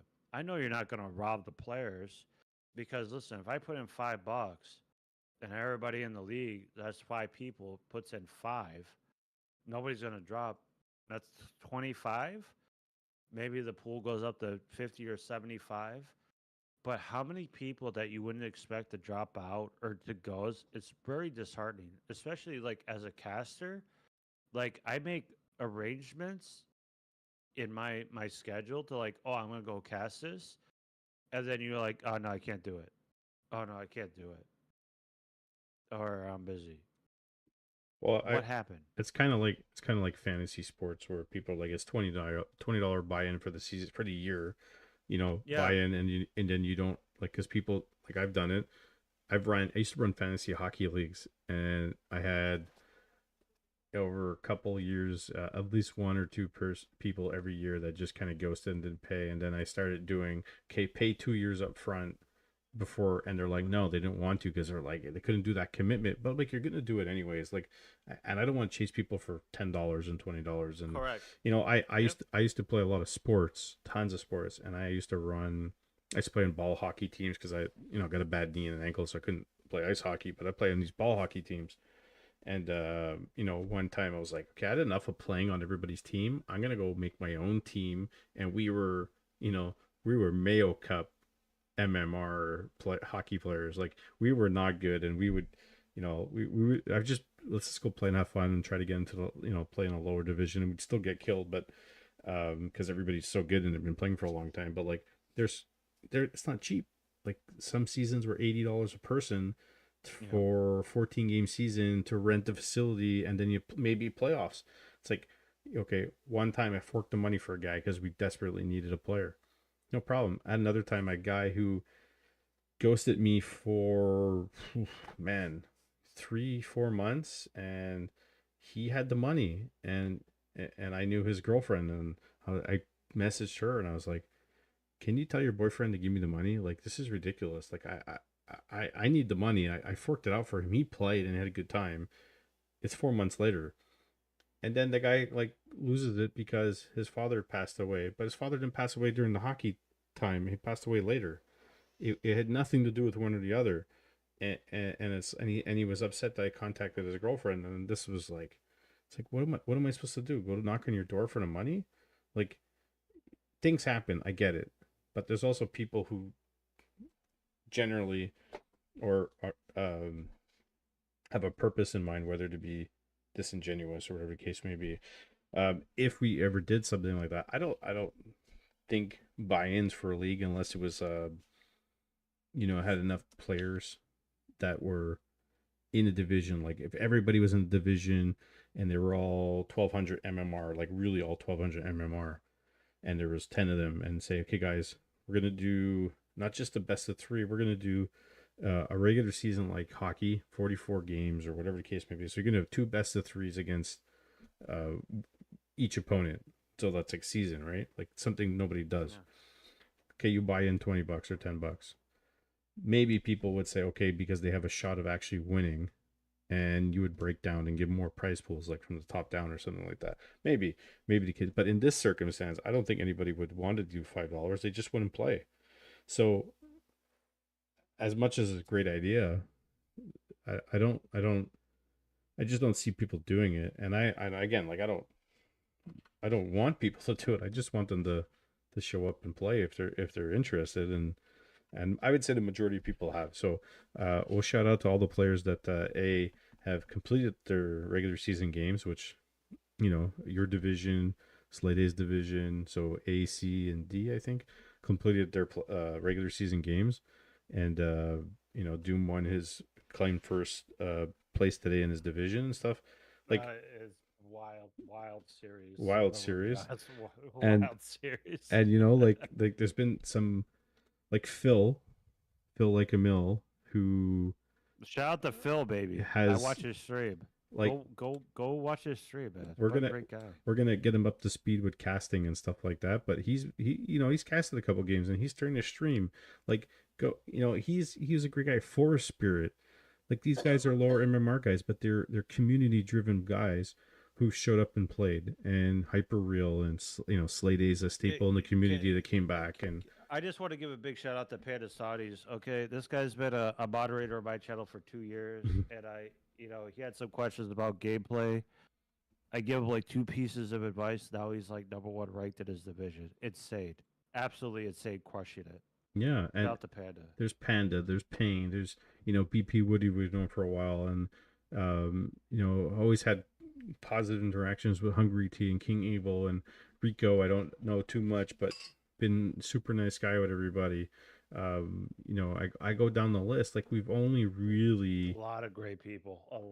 I would say we only really had some difficulties with like 4 or 5 people, and some of them are coming around and getting their stuff together. Like, in truth, in truth, Glave's a great community guy. The top division, what we have, the 2000 plus MMR division, because I'll address this now, was not supposed to happen. I was really just looking for 1600, 1500 and under, and a lot of grassroots divisions because I felt like that's where I'm best suited in terms of what I wanted to do. And people came and reached out to me and asked, "Can we do this?" And I was like, "But we have to find players." Okay, that's no problem. Let's do it. Like we were starting out. Let's do it. So we had four 2000 MMR players, and then we were looking for people, and then Hitman reached out and was like, "I want to play. If you need somebody, I will play." That's what he said, and I said, "Okay, I'll get back to you." And Carson was going to play. Carson was supposed to play in that group, and he can't because he's got a busy schedule and he's all over the place and couldn't commit, right? But was interested, and that would have been cool, but it didn't happen. Fine, no problem. So we were looking for people, and we had guys sign up, and then I said, "Hitman, we got a spot. Do you want to take it? Because I'd prefer to have 6 and not just 5." And he's like, "Yeah, sure, I'll play human. I won't play orc." And in NA Cups, he plays Night Elf. And there's some people that have issues with Hitman because of things he's done or said in the past. And there's apparently a lot of things people have issues with other people have done and said in the past. And Williams would come and give you a running list of all those people. And Disengage will come tell you a running list of all these people. And Baron will tell you a list of running people. I don't know everything. And I'll try to, I can't ban everybody and mute everybody. I can't go inquire about people's behaviors and why did you ban this person from your channel and do this. Conversations that you have with me privately, I don't go or repeat with people unless you're harassing me and I need to. Mike, I'll get out in front of this too, and it's not to defend anybody. It's just strictly this is what it is. Like, I've never had an issue with people like Hitman. Hitman has been always cordial with me. Okay, I was just with, as you saw, Mike, I was with Ricky a few weeks ago. Shout out to Bidu. He invited me to come out to a hockey game this Friday. I can't do it, Sag. But Hitman has been a guy for the NA American dream. And 4v4 play when he took over 4v4 from Solo, he took that thing over by storm. Me personally, I'm gonna show you all my DMs. He's never said one bad thing to me. I said, "Hey man, we got the finals going." He's like, "Sorry about that. I'm ready for like NA Cups or anything like this, Mike." When I ask him, I go, "Hey, you ready?" I go, "I don't want to kick you out of the tournament." He goes, "Yeah, I'm good." Sorry. Not a. He's never been a jerk to me. So when other people say things like this with evidence, I go, "Well, it's hard to just." I'm not defending him. I'm just saying it is what it is. Like me, I've never had a bad altercation with him at all, or some other players, because a lot of people are very respectful to me. It could be for a lot of reasons. Maybe the pool, maybe what they think I am, or for whatever reason. But I also go, like, you shouldn't treat other people like that. This is bullshit, because I've also said that to people privately as well. I said, why is that necessary? You're 30 something years old. Yeah. I again, not defending. Like I said, Baron has a lot of, shout out to Baron. Shout out to Baron TV. Great guy. Shout out to the lawyer of the internet.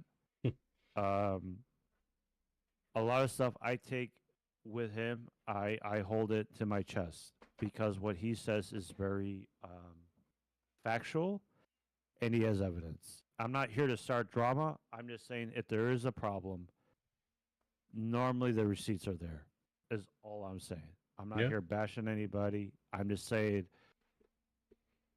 everybody has a footprint, regardless of you like it or not. Every action has a reaction. And I've known that since I've been a kid, since my dad has instilled that upon me, that if you act like a jerk, jerks are going to come after you. What you attract is what's going to come after you. Yeah, and going back to the Hitman thing, similar interactions. I mean, there's one time he just didn't show up for the cup, and we're waiting on him, and he fell asleep, and stuff happens. Like, whatever. It's happened. He's had issues. He's been muted on W3C. He's had issues. I've given certain people a certain leash, or a renewed leash that, maybe shouldn't have or should have. And then they go and they kind of repeat offended. And then it's like, okay, like, you've been banned, you've been banned, you've been banned.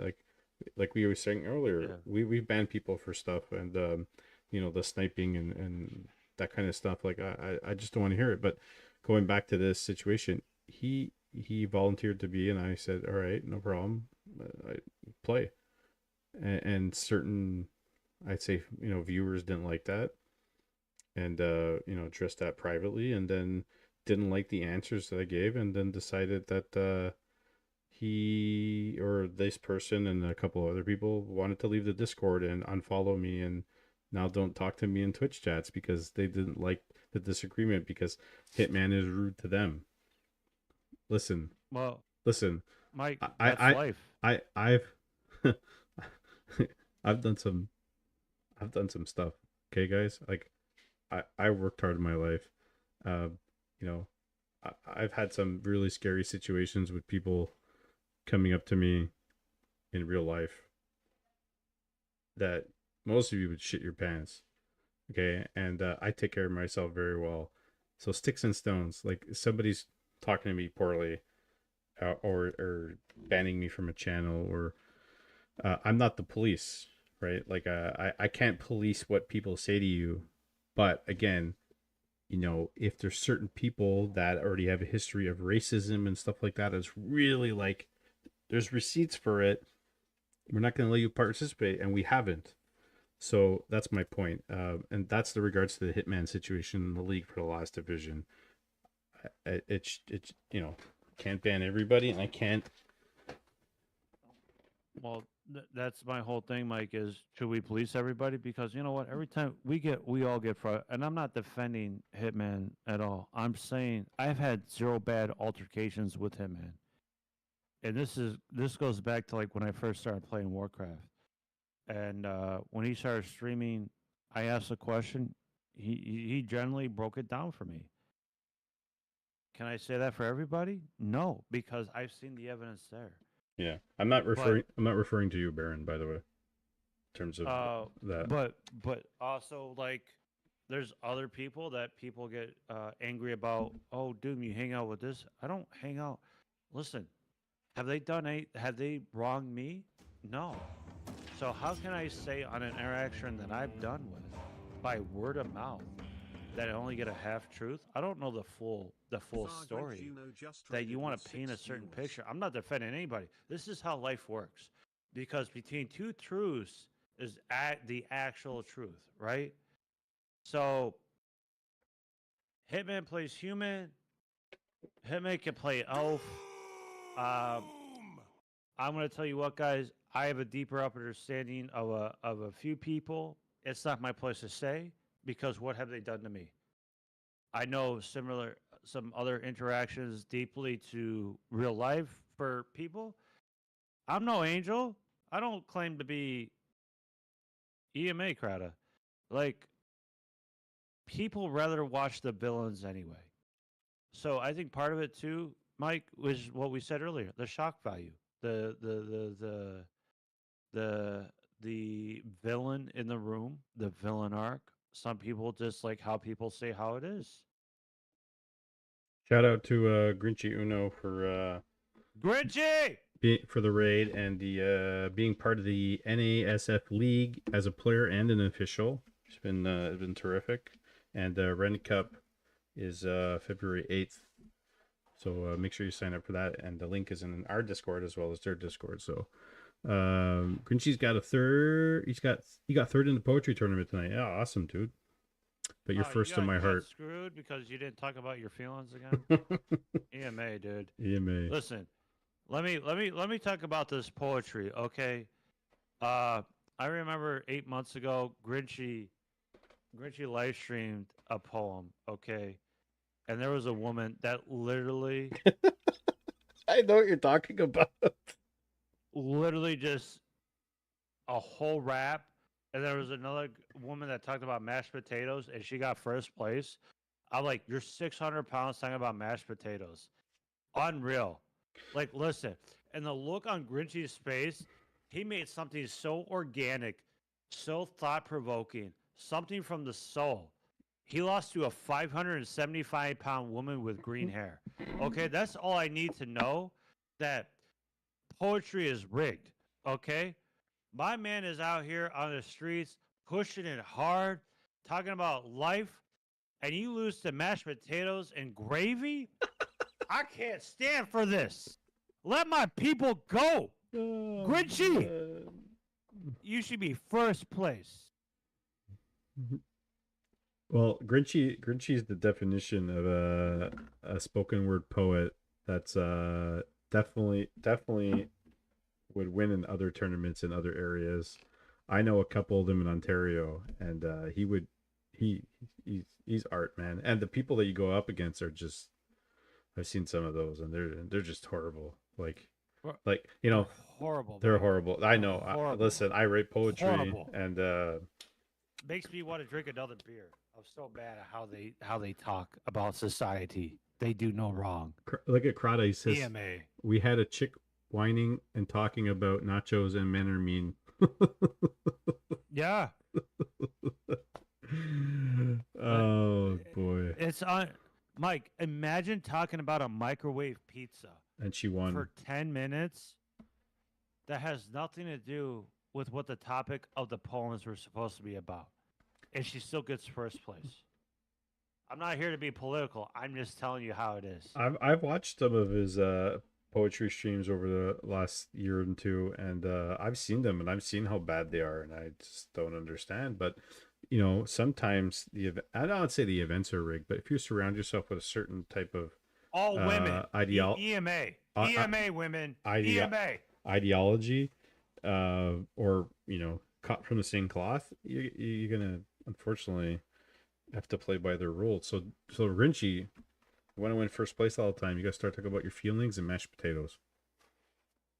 Listen, as soon as that woman was, Mike, she was in a cupboard talking about mashed potatoes. I was 420 out of my mind. So two things happened. I ordered mashed potatoes, and she also got first place. Disbelief was ensued, and I saw Grinchy's face. Like, he ripped his shirt off. He threw his chair on the ground. He uninstalled Warcraft 3. He said, Buff Warden, all within like 7 seconds. I go, what is this fat boo from Dragon Ball Z doing? You just hit on every point that is wrong about poetry. And that's when I knew EMA poetry. Listen, we're going to create, Grinchy, you're going to hear me out now. I am going to run a poetry contest. Okay, we'll get the funds going. No liberals, just real authentic art. And we are going to award people. I'm going to get a group of judges. I don't know if Crada's going to be there or not. Definitely Mike. Mike is civil. Shout out to Mike. Mr. Mike NTL. Follow him. Sub to him. Shout out to NASF. Okay. Crada's a good agent. Why can't by you the be way. my agent? Yeah. Why can't you be my agent, Crada? I stream 20 hours a day, and you don't even say hello to me? I had enough. I'm walking out. But in all seriousness, Mike, I would like to have a North America poetry contest. Can we get that going? They have them here. No. I'm talking on Twitch. We'll make it happen.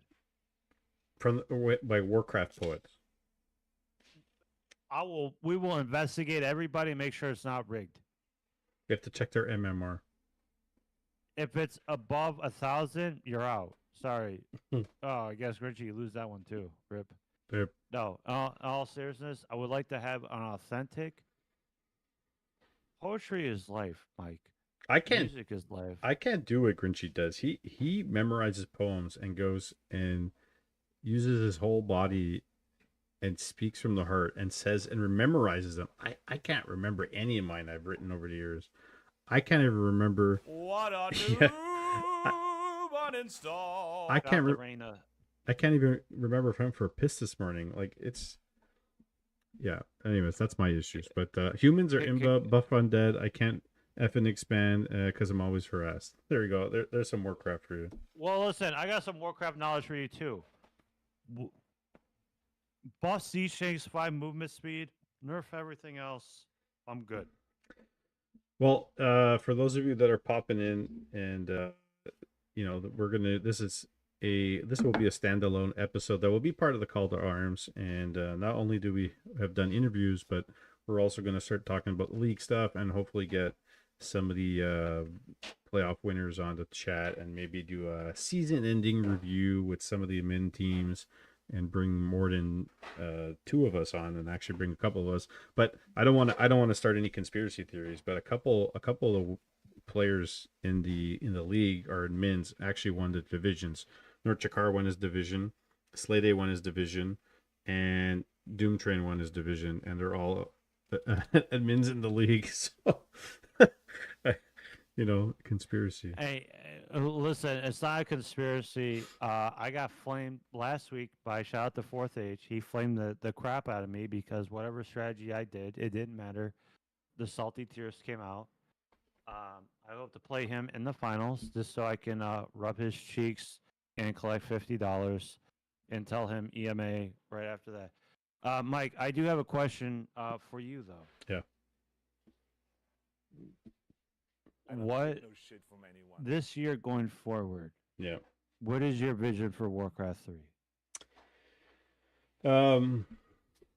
Personally, from my end of things, I feel like we'll try to continue what we're doing. I'll try to personally stream as much as possible, but I'm going back to work February 10th, so I won't be able to stream. I've been streaming often and late, and so I'll probably be streaming 2 or 3 times a week, which is what I like.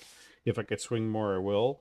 Not to personally stream so you guys can watch me, but to stream to contribute to whatever we're doing. I want to continue the NA Cups. I want to do a season 2 of the league and expand on that. And kind of those would be like pillars for the Discord to be like, we're doing this, we're doing this, we're doing this, we're doing this. Bring in more people that want to do casting because I can't cast all the matches. It's not physically possible with the times and where I'm available. So there's me, there's you, fantastic that Phil Mill wants to take an interest in it and we can kind of train him and do that kind of stuff. And bring in some, I made some recruitment rules for people in the Discord, but we're looking for more people to join the Discord. And Cageman also tried to cast a couple of matches.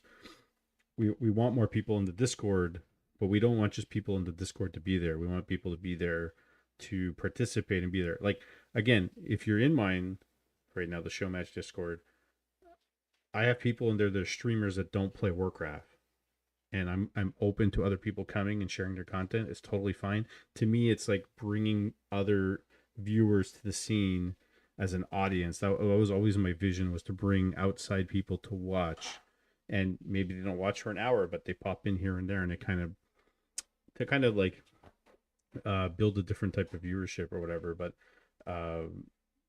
it kind of works because there are people that don't stream Warcraft that come watch on YouTube, and they come watch on Twitch. Sometimes they pop in and out. So I'd like to continue that. So, with the Discord growth and stuff like this. And then hopefully I will get my basement relatively finished by the end of the summer, because I don't know if you guys know, I'm in the living room now and I got 2 monkeys, and it's very hard to stream all hours of the day or anytime. I got 2 monkeys. But we're doing, I think, yes, Saturday we were doing plumbing all day downstairs, and I'm helping my parents out with stuff at home, at their home. My father fell sick last year, and been helping them out, and he almost passed away, and that was consumed a lot of my time. And then I had my concussion last year or 2 years ago now, I don't remember.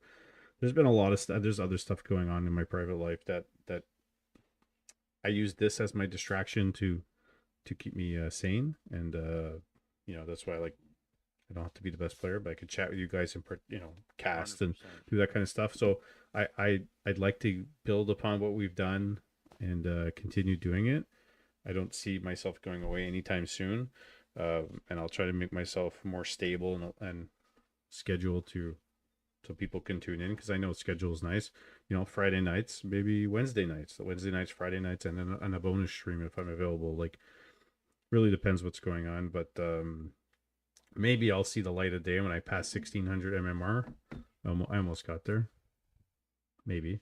Mike, I want to give a big shout out to you for all that you have done for North America. I truly appreciate what you've done. The NA Cups, Mayo Cups, Friday Night Fights, NASF League. What you have given back to the grassroots of a dying community of America. I truly appreciate what you have done between Fountain Manor and Gym League. You have done such a nice segue to just keep the embodiment of North America going. It's beautiful, these ideas that you bounce off of and the events. I think it's absolutely wonderful that no financial backing. You just like have an idea, and you've gone with it, and you are balls deep of keeping people happy. And what I also like, Mr. Mike, that you are so Canadian that you don't insult anybody, but you insult everybody. So people that act like a clown in the most genuine Canadian way, you say back to the lobby, but it's something more like have a nice day. And we all know what you mean. And it's just the fact that I look forward to watching your cast, watching your streams, seeing you grow not only as a player, as a caster, as an embodiment of North America. I truly appreciate that you have your own Liquipedia page, that that you have done so many good things since I met you a couple years ago. And obviously the private conversations we've had to just that we're people, and pick your brain, pick my brain. What you have done, and you don't give up, and I love that you don't give up. I don't know what to say, but I appreciate the kind words. But it's if I imagine that people didn't like me, they wouldn't be hanging around or chatting or coming to the stream and stuff like that, or being in the Discord for the most part. I mean, there's some people that are there just to be there because they want to keep tabs on events, which is the whole point, right? But I shout out to Slay Day, because Slay Day is the guy that I had all these in-depth conversations with about doing Show Match Friday and just wrapping our heads around an event. And I had talked to him a while ago about, let's do a league. And then, in real life stuff happened, and then he had to step away from the scene for a while. And, there was a time where we were doing show matches and he was scheduling them and reaching out to people like legit. We had Pato versus Inspired at best of 5. At one point, we'd done some matches like that, and maybe we've gotten away from the show matches in general, but in the end, it's just the name of the Friday event in the Discord, and doesn't have to be exclusive to that. And we've kind of evolved, and it's mostly about where does everybody come from? Well, they're coming from the Warcraft 3 community. They're coming from Jim. They're coming from Fountain Manor. Some people are in from W3C that just kind of showed up, or some people from BattleNet just kind of showed up, be like, hey, just discovered this. And it's like, Shout out to Waste Management. Yeah. I appreciate you, buddy, and everything you do and the amount of hours you put in. And there's a lot of people that are staples in the community, like Baron and Wantu and all those guys that put in the legwork, and just it's a small piece of pie, and I enjoy it.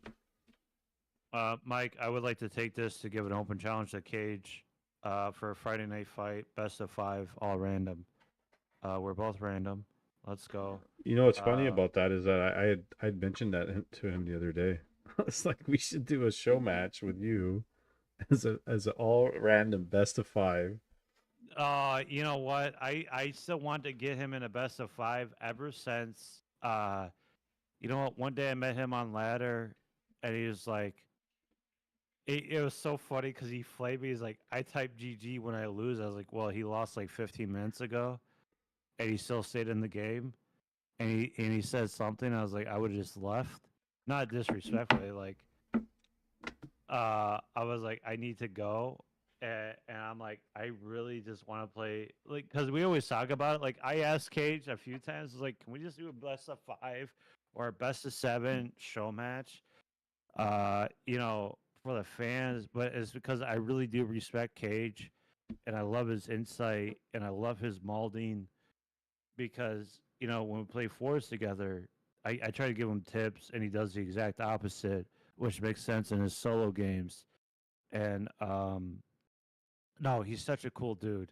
You know, he flames me for it, but I go, literally, I died to the one night I played on ladder against him, Mike, and I lost my hero to a critter. It blocked my archmage, and I died. It happens. How can I type GG after I just died to a fucking sheep? Okay, like I go for this death push, it looks good, and the critter on Hammerfall just kind of fucks you, and you die. Okay, I was tilted. You know what? I wasn't even mad at it. And then he comes in like a couple days later, and then like Cage, like 8 months. I really want to do like a best of 5 or a best of 7 show match with him. I'll take some Twitch money. I'll throw up like $50 to the winner, 25, whatever we want. He's much better than I am. I don't play solo, obviously. This is not me tooting my own horn. It's because of the respect and admiration I have for Cage. I truly would like to play him again, you know, and you know, getting second place in our Fountain of Manor kind of on my CL Tower push kind of, you know, EMA. Anyway, There's a no, there's the challenge, the open challenge show match to Cage live on Call to listen, Arms. I'm no shirt on. I have no listen, Cage. One day when you're not busy, you let me know. I'll make time on a Friday night for you, and we'll do it. Make I'll it. throw 25 or $50. You're free rolling. You specifically. Don't ask Todd to coach you. Don't ask Todd to play for you. I want you. You. Okay, this is like Ivan Drago and you know, and Rocky 4. Okay. All right. I'm Carl Weathers. He doesn't coach random. Yeah, I mean, I still smell BS from you, Cage. Anyway, GG. Are you gonna match the prize, Cage? Put the 25 up to 25. We'll hang the money over a ladder. Oh, dude, that'd be sick. We do a ladder match. Oh, I used to do backyard wrestling when I was like 12, and with a couple friends of mine, and we'd go into his backyard, which was a freaking dumpster, but there was everything you can think of, and I'd jump off a balcony and give him a flying elbow through a picnic table and stuff, and this little old like white lady comes by, and she's like opens the gate, barges into and she sees me beating the crap out of him with a freaking garbage can. And he was smaller to me then too, this kid, and he got me good too. He got some licks in, and she just was like, I'm gonna call the cops to you and all this stuff and da da da da. And anyways, did all that stuff. And then at one point I got to wrestle in a ring in front of 1,000 people in a real ring and put on a very good match. And then I gave a guy a concussion by accident, but that's another story. Cage, I'm gonna give you a concussion by playing pilot tanks and this Zeppelin dropping 7 tanks into your base, 3/3 upgrades, and then I say GG noob out. Oh man, this is gonna be good. It's gonna be good. Someone, I got a Discord message yesterday, Yeah, Mr. Mike, about my trash talking. They said, "You are the Lex Luthor of Warcraft 3." then who is the Superman of Warcraft 3? Just the way, Because he just saw me trash everybody. He's like, you are Luther, dude. Because English isn't his native language, so he used a translator. But he's like a fan of Superman. So he goes, he meant to write ruthless, but he wrote Luther. You were the Lex Luthor Yeah, he of meant to trash write talk. ruthless. That's good. It was the funniest thing. He was like, dude, you were just going it. No, but all seriousness, Mike. I just want to say thanks for all that you do for the community. Keep grinding. I check you out on Twitter. Shout out to Mr. Mike MTL on Twitter. Shout out to Mr. Mike MTL on YouTube.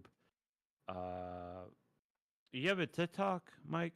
I do, but I just post whatever I have on YouTube on there, and it's not exciting. I don't know, 4,000 people on there, but it's not really exciting. I'm there. This is a great place, Mike. What you do for the community, you're essential. You're a pinnacle part. You are a pillar of NA Warcraft 3. Well, hopefully we revive it a little bit, and we get some more people, and don't be afraid. If you're grassroots and you want to learn and grow, come play. We're definitely going to do a season 2. We're just we're waiting to get through season 1 and crown all the champions, which, by the way, every champion will be getting a W3C portrait assigned to them at the end on top of prize pools. And if anybody wants to donate, and you'll get a W3C portrait as well. And it's the actually, who has it? I have it. You have it. A couple of people have it already, but actually using it. If you go to your profile, APM50 on W3C Champions, you will see that Doom is using it right now, and I'm using it. And it's the well, I can't lower anything right now. If I lower anything, my whole thing will explode. But you guys get the point. It's a beautiful icon. Maple leaves with NASF on it. It's well worth it. Listen, all the proceeds go to a great community to help keep the dream going. For us nerds that get to sit behind a computer after a day's work, it gives us hopes and dreams, aspirations. Mike, I sincerely mean this, that what you do for the community, to really, especially North America, that you found a niche here, especially when people have dropped off or not say forgotten, but you have kept the flame going, so to speak. And we appreciate all that you do. F the haters, just ignore them. People are going to crap on anything that they can because they're negative Nancy's. So all we can do is support you, support us, keep the dream going. The 51st state of people keeping USA afloat. That's correct. That's correct. Shout out to Donald Trump, okay? What? Making Wagyu great again. Let's hopefully get those food nerfs and on prices, and Canada becomes the 51st state, which I don't understand how that happens. Jim Hortons is trying to take over Bob Evans. Tim Hortons is crap now. Tim Hortons is overpriced now. I pay $4 for iced coffee now. It tastes like ass. A dozen donuts is $15. Yeah. I get 2 Boston creams is $3. If I get a half dozen, it's like $5. It makes no sense. I don't know. We can go on rants forever, but we'll save them for next time. This has been Call to Arms, a Warcraft podcast with yours truly, Mr. Mike and Mr. Doomtrain, the Season 1 Division Champion of Division... Oh, wait, I said that wrong. Division C Season 1 NASF Division Champion, and possibly soon to be playoff champion of his division. Thanks for joining me today, buddy, and we will probably do more of these now. You might be my right-hand man. I'm left-handed, so right hand would be good.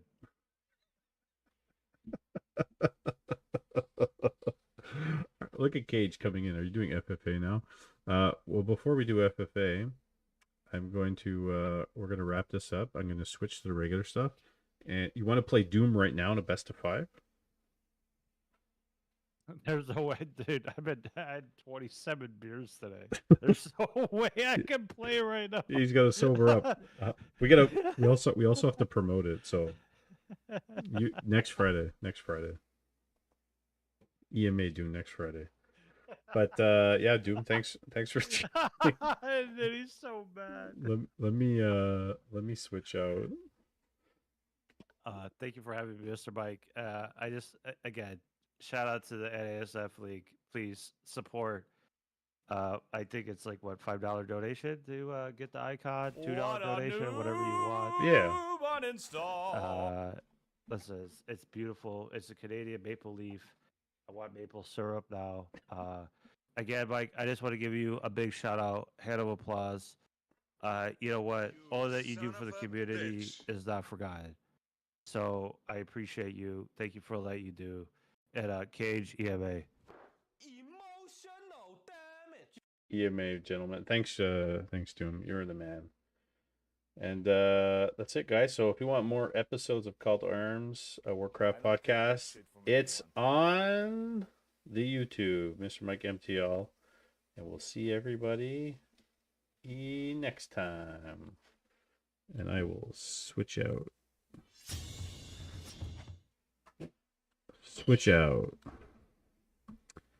There you go. Whoops. That goes over there. Whoa. What's happening here? What's happening? Best of 5 this Friday, guys. Doomer versus Cager. We'll make it so. Doom. Well, that was a good rant. How long did we talk for? I gotta clip that out now. Lit. Oh, my wife says that was an 1.5-hour podcast episode. That's crazy. 2 hours. Hey, man. I've actually had some random people message me on YouTube and say they really enjoyed it. You know, we just need when we do stuff.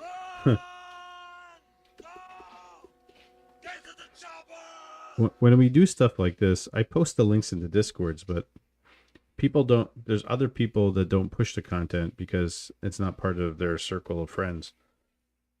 You know, when we put it out, you guys share it with each other, and as it grows, we'll do more of them and bring different people on. And you know, it doesn't have to be Warcraft 3 exclusive. It could be Warcraft in general. You know, talk about WoW, talk about Rumble, talk about the state of Warcraft, where it's been and where it's gone. Warcraft 1, 2, 3. But right now we're focusing a little bit on the Warcraft 3 side of things. But there you go. Lots of good stuff going on. Groups underway with the playoffs. We're waiting for Group B and Group E and Group F. And, you know, Paladin 5 hit points. You are a legend. And Slade A did advance to the finals in his division. So he's waiting for Phil Like a Mill to face Hyperreal. The winner's going to face Slade A in the finals. And No Conspiracy, 3 admins from the channel have made it and won their divisions. We'll see if they win the whole shebang. You never know. Anything can happen in NA. It's very NA. Actually, there's one division. I close it. I think it's North Jakarta's division is the only division that has no NA. Rigging is the part of winning. Yeah, that's what they do in GNL. North Jakarta's division is the only division with no NA players. Actually, I could show you guys the Liquipedia page. Makes it easier to see that.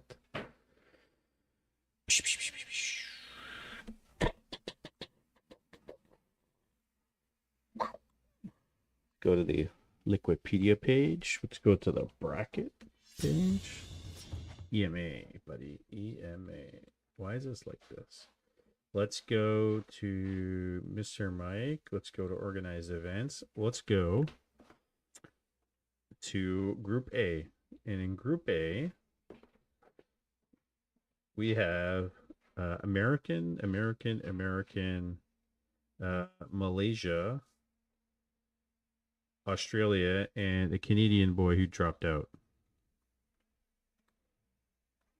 In Group B, we have Russian, so Russia, US, Brazil, US, and France. In Group C, we have Germany. This is not updated, by the way. Doom is at the top. Germany, USA, and Greece. And Group D is the Norchikar group. No, this is not the Norchikar group. This is the Grinchy Uno group. We have Brazil represented. It says Nigeria, but he's living in San Jose, right? So let's say USA, Canada, Poland, USA with Cage, and Psych in Peru was dropped for MIA. So there's that group, and then Group E. Group E. This is the Norchikar division. India, Portugal, Brazil, Mexico, and Algeria. So there's no NA players there technically. Well, you know, I'm not counting South America as the NA part, so there's no NA players there. And then the last group, Group F, we have USA, Uzbekistan, Australia, Peru, Portugal, and Ukraine. I forget where Flame's from. He got replaced, but yeah, exactly. Echo Goodman, exactly. Not directly NA, but representative of NA population, I would say. Exactly. Well put. And NA Cup 12 is going to be on February 7th. So that's going to be soon, actually. That's going to be next Friday. Not this coming Friday, next Friday. So there's a lot of good stuff going on, guys. We're trying. And if you guys want to go check the Liquidpedia with all past events and stuff, you can click on the link. And it's a bunch of stuff. It's not everything we've done. We've actually done a lot more. We've also done some other cups and events, and they're not listed here. I can't remember them, but they're not here. You know, some of the old Mio Cup stuff's there, and we did show match Friday, bounty special one time. We've done events. They're just not there because they weren't necessarily for money, right? And initially when we started NA Cups, they were 50, 10, 10, 10, 10, and then a huge $150 prize pool. And then we just started doing 50 for all of them because it, you know, first and second will get a little bit of something. And that's the story with that, gentlemen and ladies. Mr. Hyperreal. 50 Giga Chad. You're a Giga Chad. Giga Chad. Hey, Nina streaming StarCraft 2.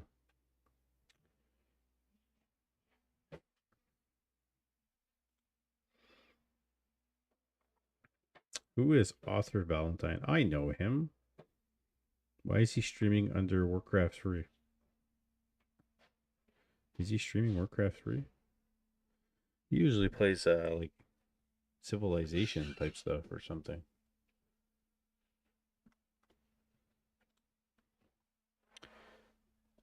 Is there SC2 plan so I don't miss it? What do you mean SC2 plan? S2 plan. I know Able Anglesi.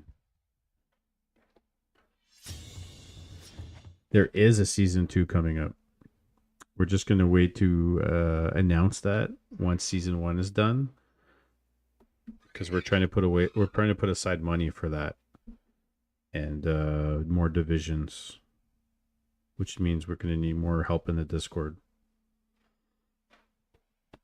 So yeah. Flame lives 6 hours from you? I didn't know that.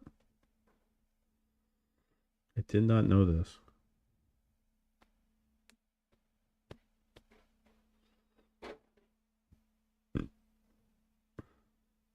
So, having said that, did I miss a bunch of follows recently? I sorry guys, I don't know. Raid from Grinchy, raid from Phil Like a Mill.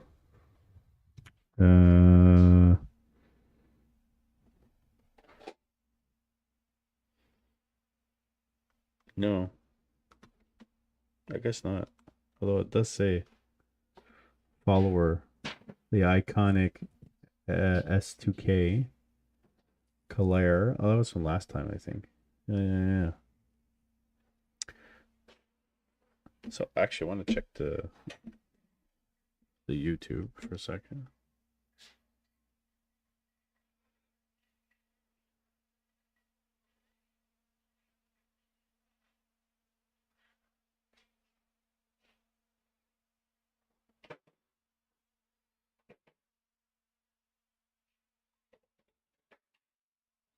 No. Okay. All right, I need to get up and go stretch my legs, and I'll be back in 2 seconds. In the meantime,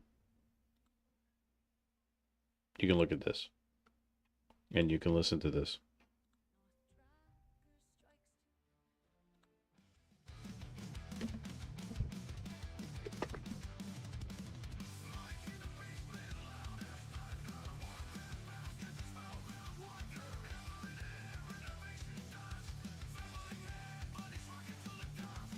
Concussions wreck the field team loved.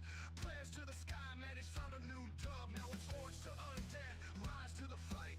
MMR climb till the morning light. Concussions wreck the field team loved. Prayers to the sky, man, it's found a new dub. Now it's forged to undead, rise to the fight. MMR climb till the morning light. Found his calling on the screen. Streams his battles, living that dream. Forged to undead, fighting fiercely. Rocking the world, clearly sincerely. Kids are asleep, renovations on pause. Banging with the bros ain't about applause. 1500 MMR each with sweat. Mike's determined, never forget. Mike's conquering virtual lands.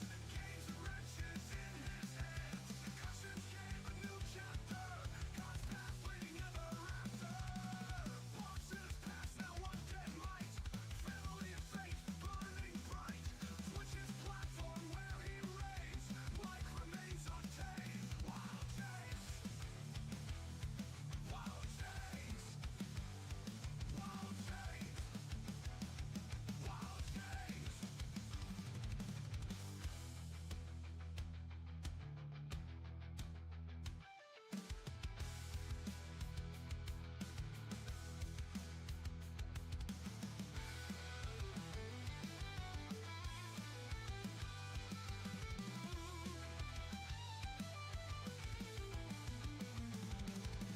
Found his calling on the screen.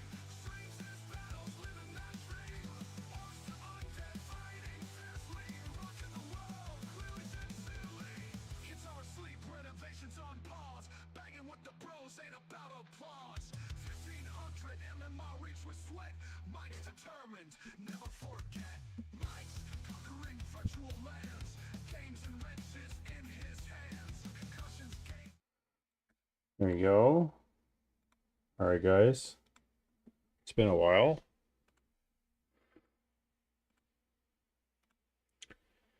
I'm gonna check something really quick.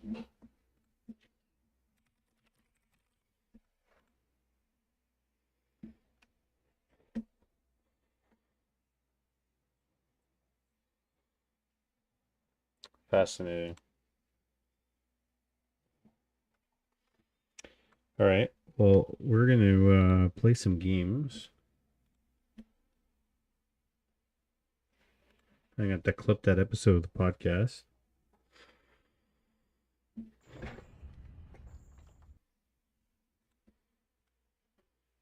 Waiting to initialize.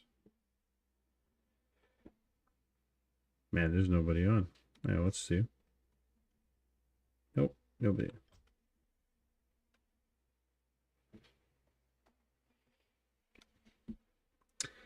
Banging with the bros ain't about applause. Who's on?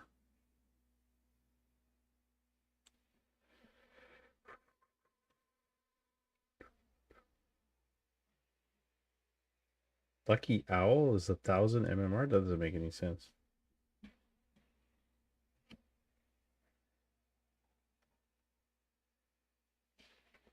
Any team games? Yeah, he's here listed as 1,000 MMR human.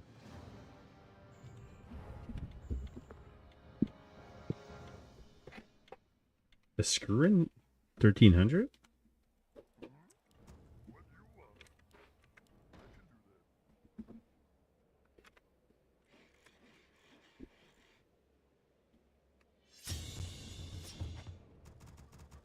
Is he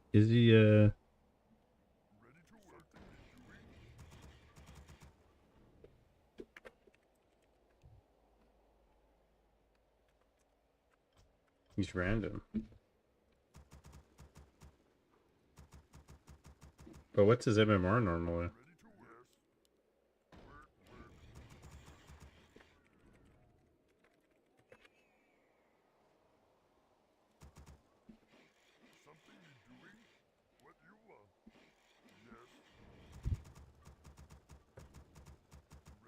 Well, he could be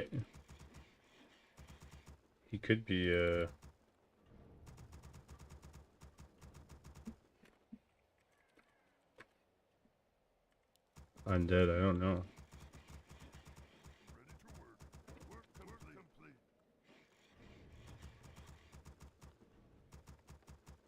Yeah. Imagine.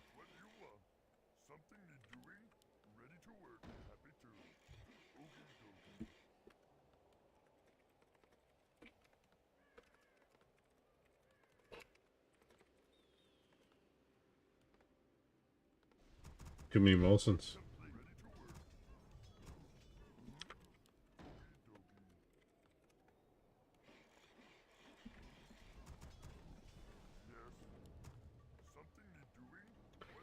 Four, five, six, seven.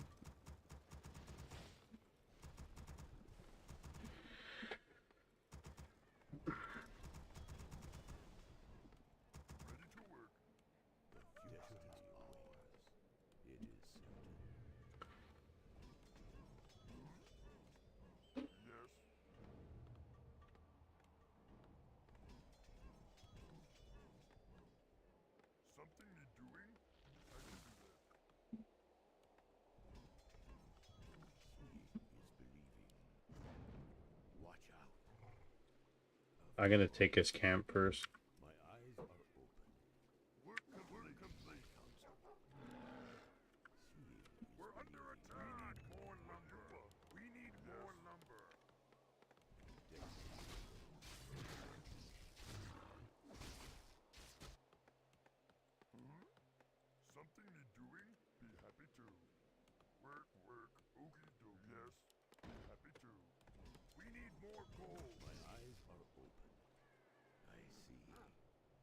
Is he expoing?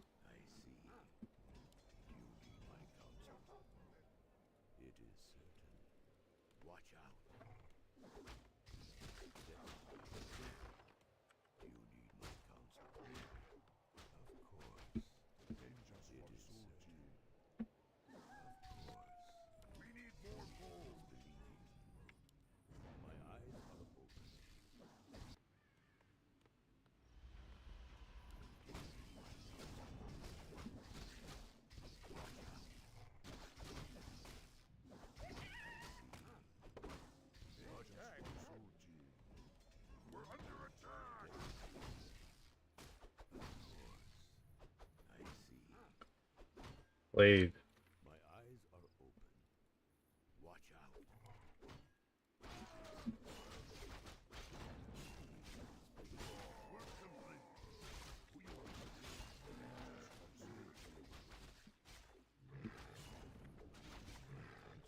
Oh man. I'm playing this poorly.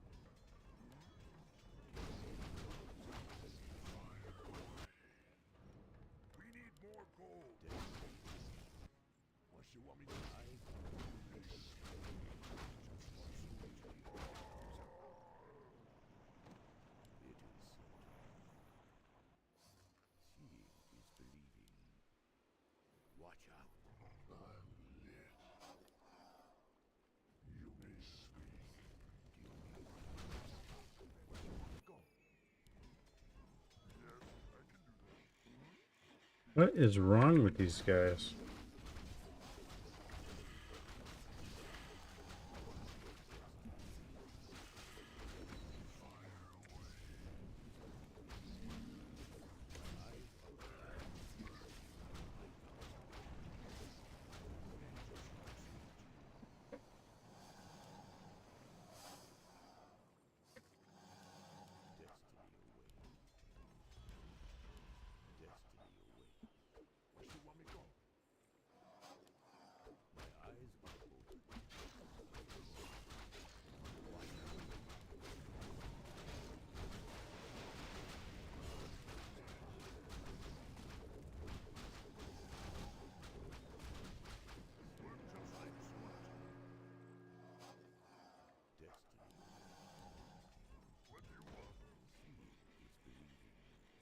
Oh, fancy that.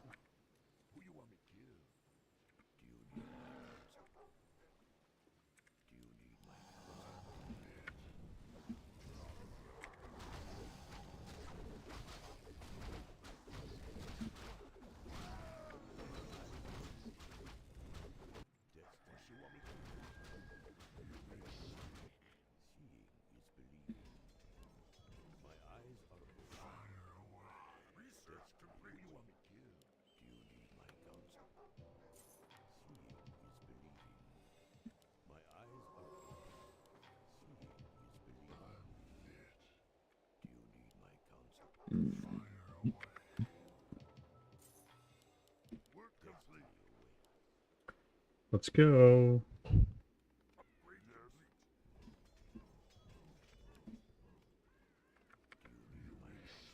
I'd really prefer level 3 Firelord, but it is what it is.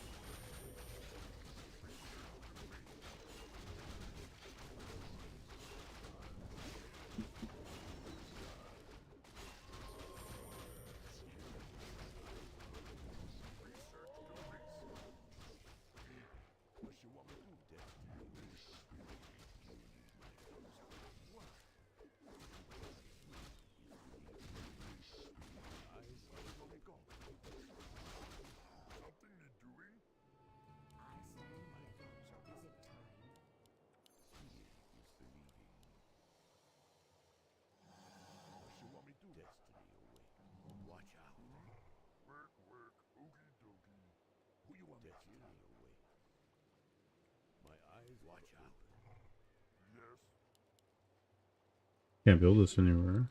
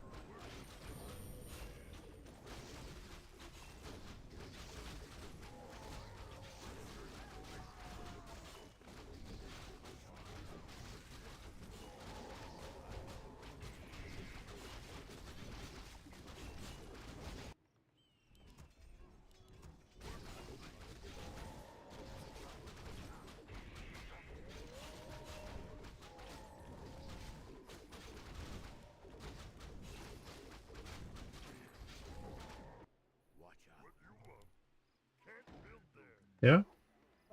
Yeah, it's playing again.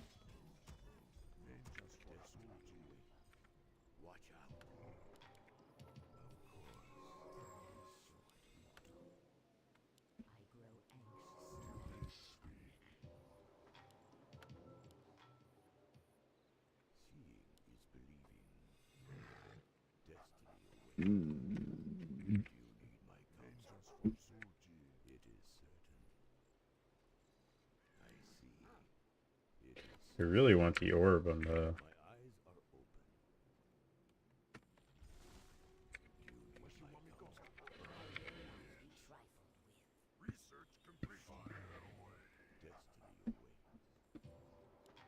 No, I'm waiting a little bit, but...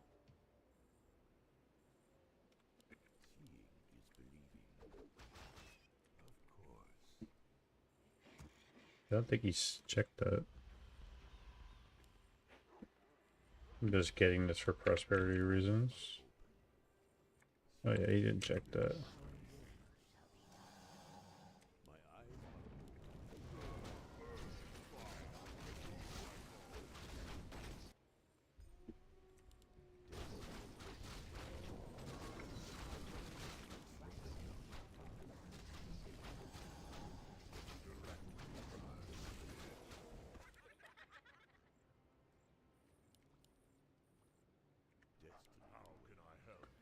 Let's go.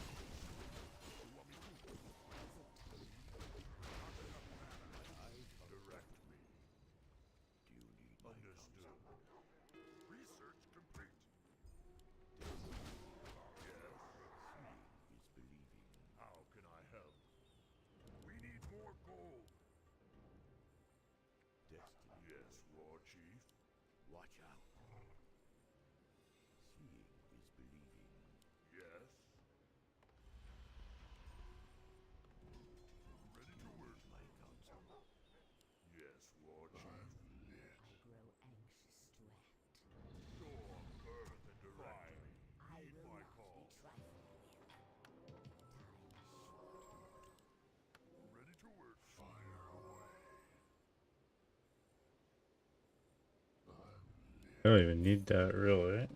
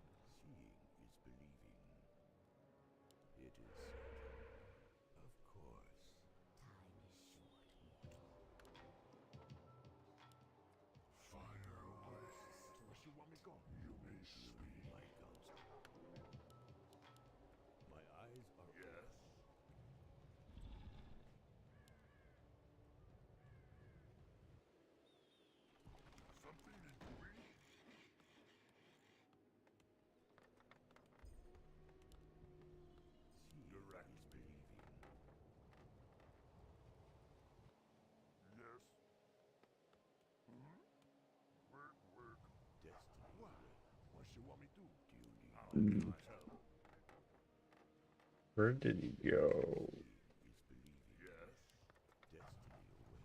There he is.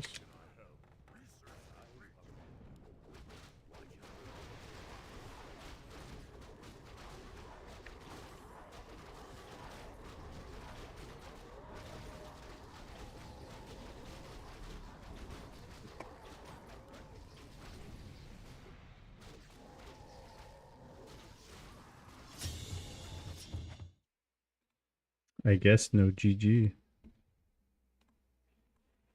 Right? Screwin doesn't GG.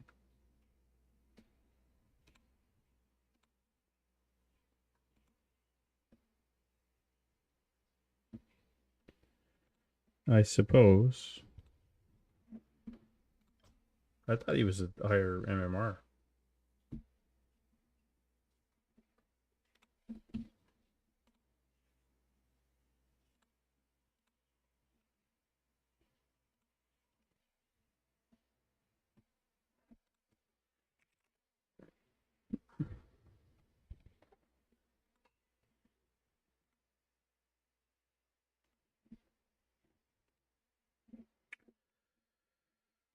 How come it's not showing? There we go. Screw in. 1291 random with like 10,000 games played. Really? Let's see his main races.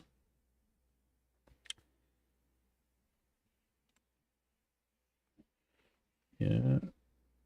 That's a big MMR change. That doesn't make any sense.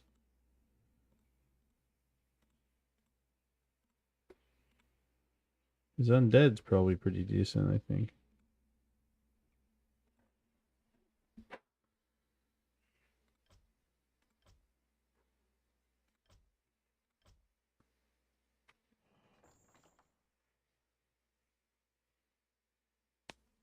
Really not that many people on. For ladder games, that is.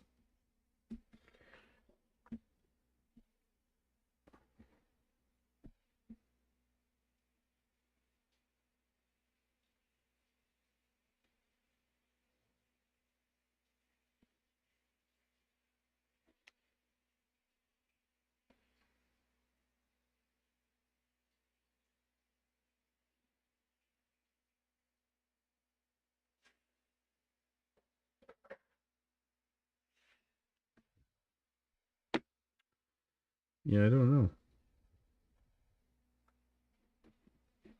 Because everybody playing BattleNet at this time.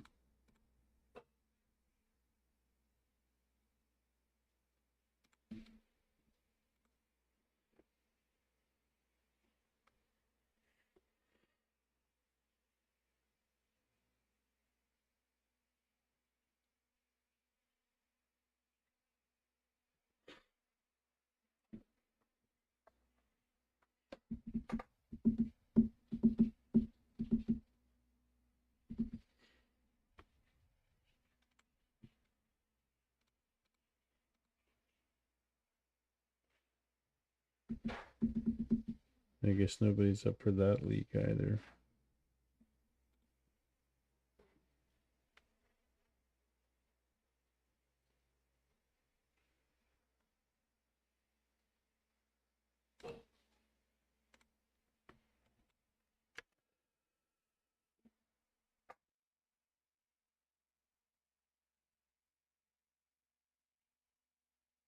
Oh my god, it's 1 a.m. Where does the time go?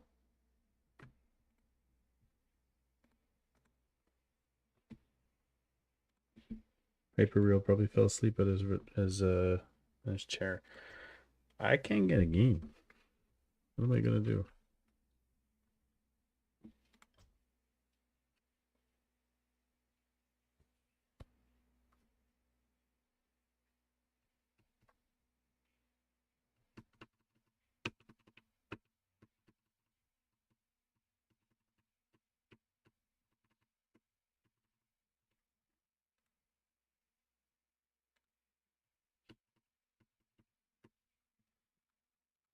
Cannot get a game for the life of me.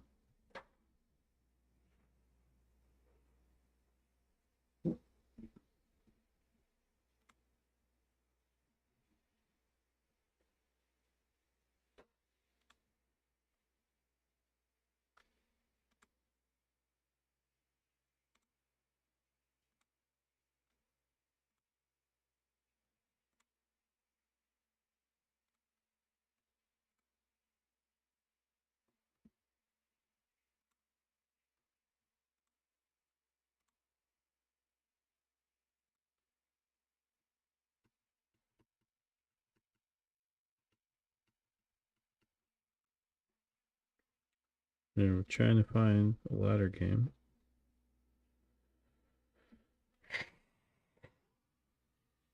Fuck it. Let's do some direct strike. I haven't played since the update.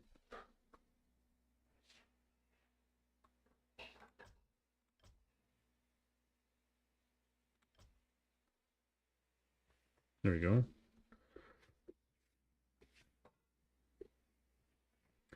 Let's see if we can get a game direct strike going.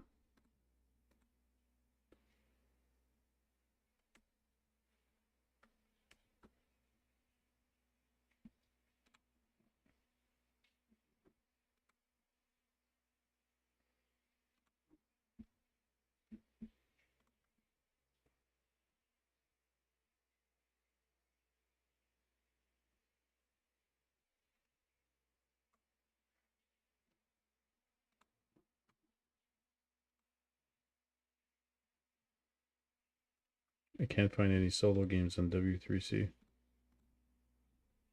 Do I really have to go to BattleNet? Even direct strike.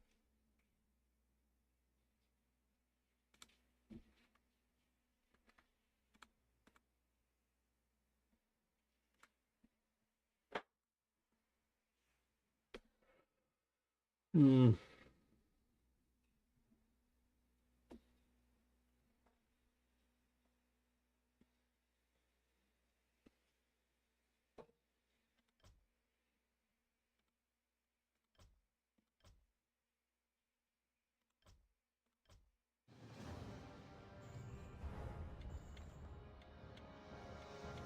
Oh, I picked human. Like an idiot. Oh, okay, I'll just play it. It's fine. Alright. I guess that worked out. Alright, people. We're not finding any Warcraft games. So, we're gonna switch.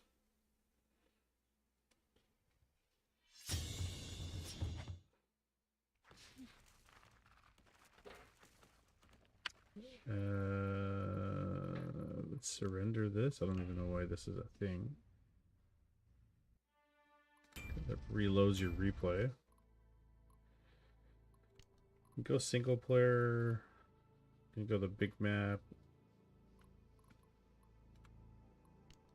Change map. 6 players. Yeah, 6 players. Let's change the title of the game name now.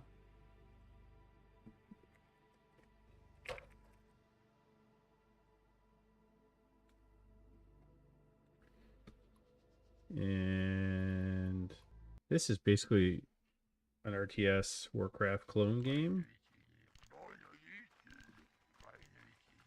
And what you want to do first is you want to make sure you got a lot of guys mining gold. I saw the computer harvesting with 14 on gold at one point. There's no real build orders yet, but you definitely want to start off with a farm because you need food. Keep your units going. There's orcs and humans right now. There apparently will be other races. And you can get archers and grunts, expos.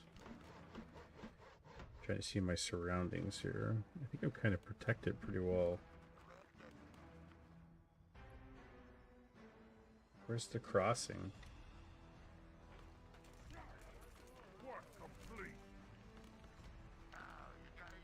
Well, I'll start off with a lumber lodge.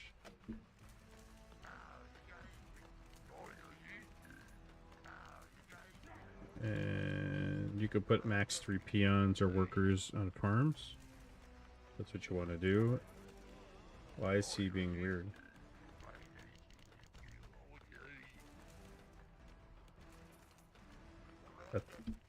That's really weird. It's being buggy. Okay, that's a bug. That is a bug.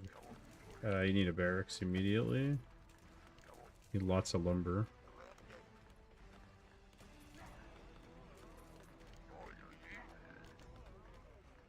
We're not mining any lumber yet because we're going to go double farm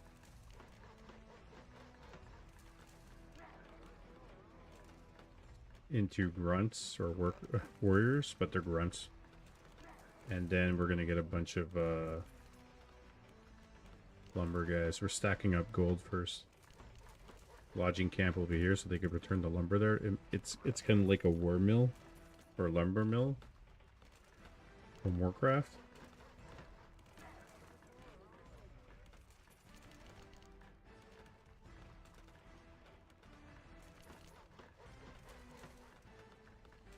And there's a night and day cycle. Undead come out at night and attack you.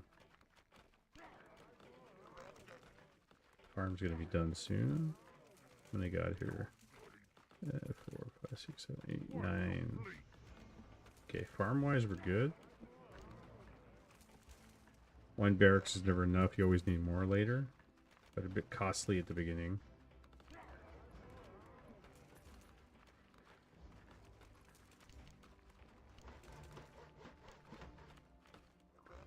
When I started experimenting, I was getting towers and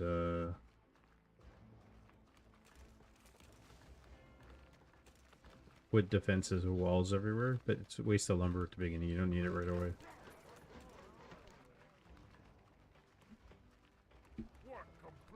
I get one archer to start. And see, I don't need to build this right now. The guard tower or the barricades is not necessary. You could reforge. We're going to stick him to go on the farm. Helps food production. Archers can go on top. That's for defense. It's getting nighttime, so you don't really want to trek out at nighttime. Get an extra grunt for defense against the undead, because they're going to come out at night. And now my wood's coming in nice and hot here by going all mass gold first. He should go on there. Why is he not?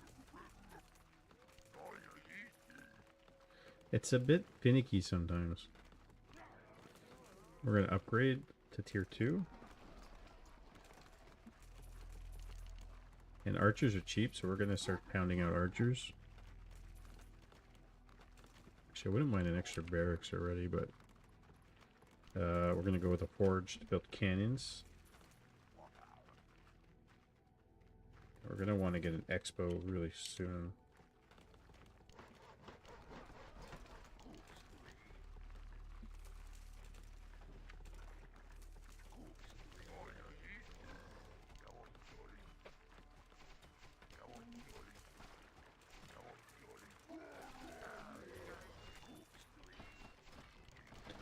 Don't want to lose any workers yet.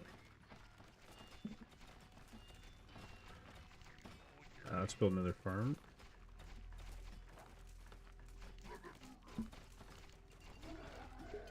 And units can buy potions.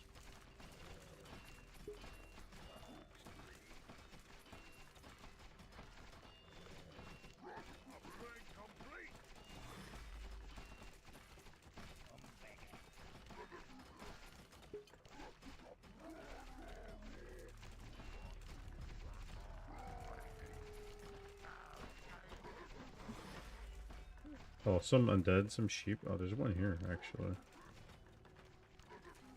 Units level. Here we go.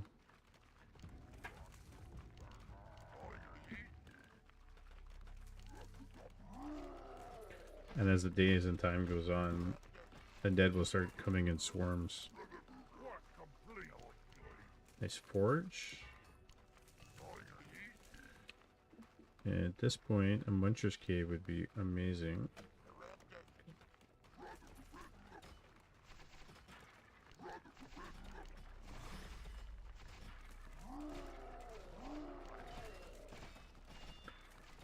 And you get gold for killing units, which is interesting. I like it, actually.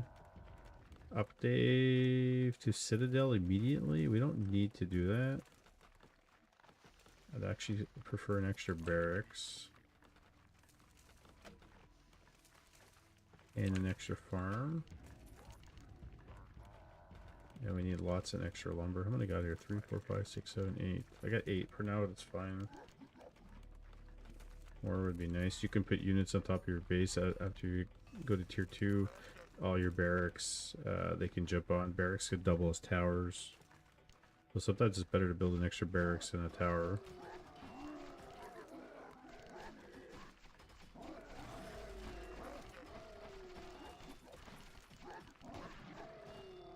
And canyon's so good.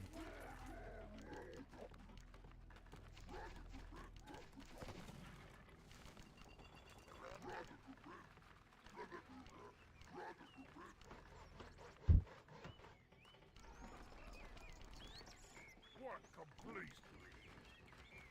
Work complete.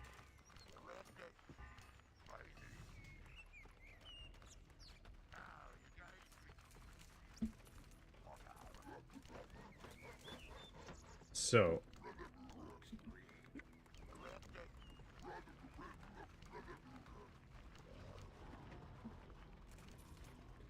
make this control 3. Now we could build munchers.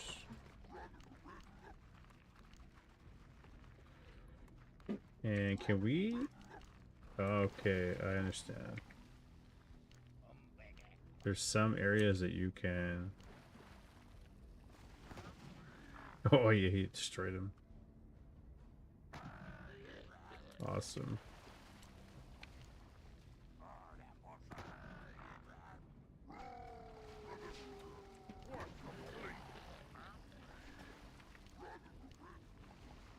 Excellent. Excellent. Now we'll go expand.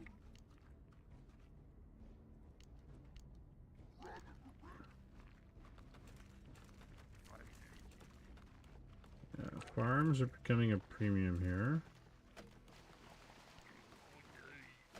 We might have to build a wall.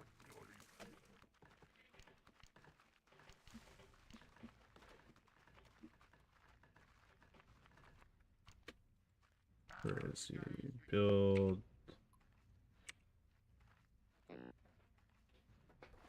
There we go. Expand.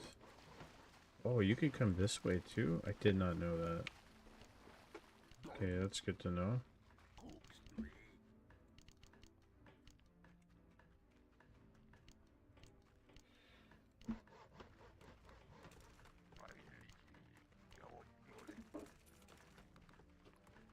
Build another barracks. We're gonna need it.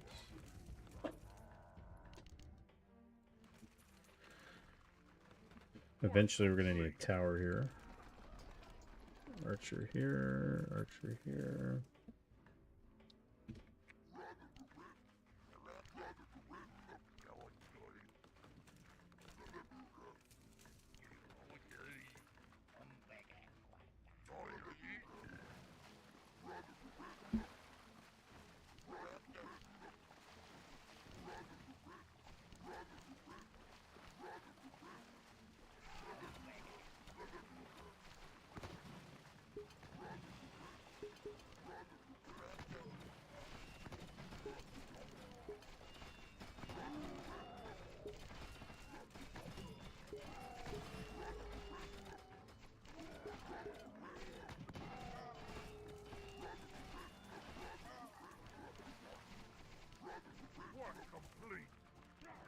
Gonna upgrade this immediately.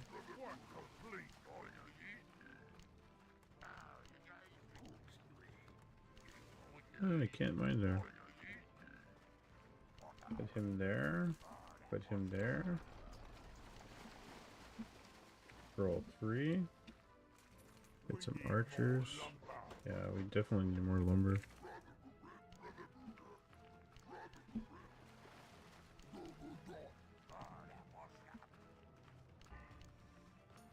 And tier 3. We're so short on lumber now. Might even be better to take these guys and bring them here.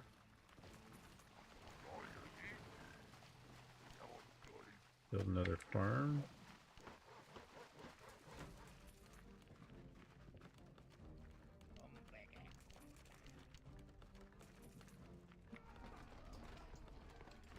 We need more lumber. Apparently we do.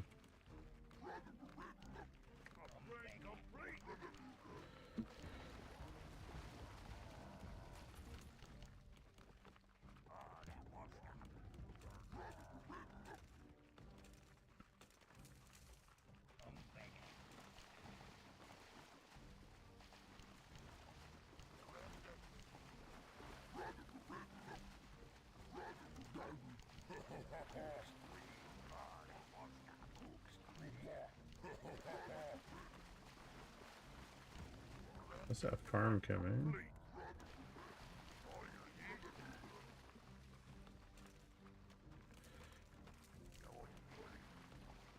Let's go mine it out over there.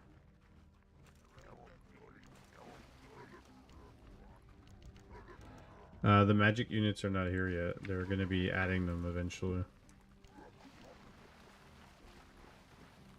It's in the works, from what I understand. And they're adding heroes. Yeah, I think they're going to get them. They're going to add heroes to, I think, 4 or 5 heroes per race. Something like that. Probably 4.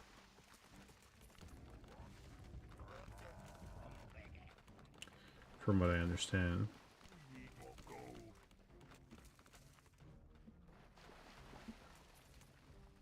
Yeah, we definitely.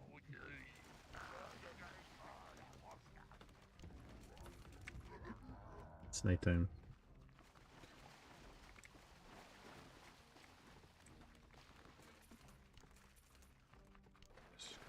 Control 2, 3, 1.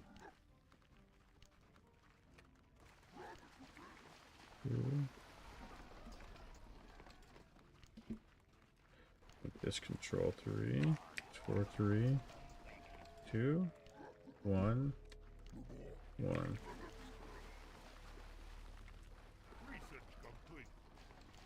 What else do we need?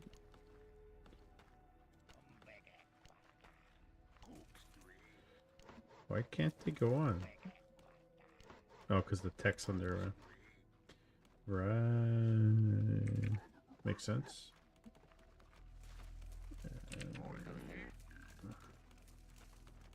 Need another farm already. Food's a big thing, though. You have to have enough farm for everything. In the meantime, don't have enough lumber for this.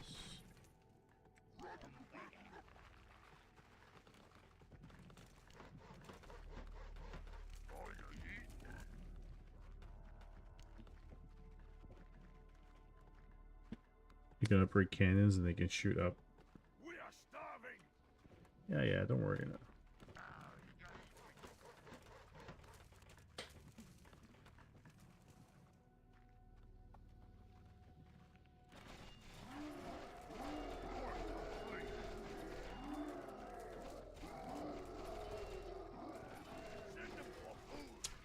Starving, eh?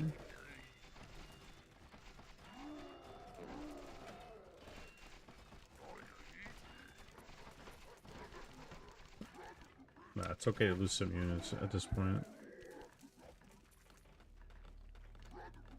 Let's go scout with him. Did I get defend? We're under attack. Upgrade complete. Work complete. Send them for food.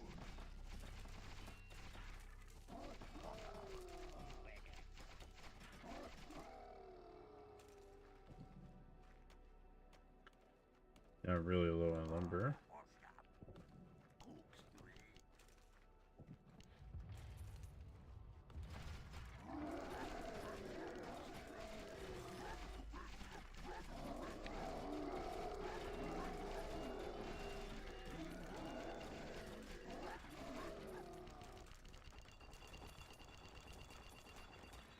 Everybody's got a potion.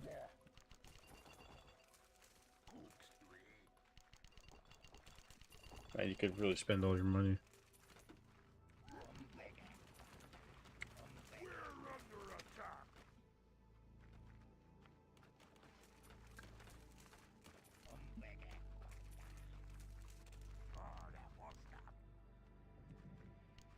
Alright, we're gonna start moving into this.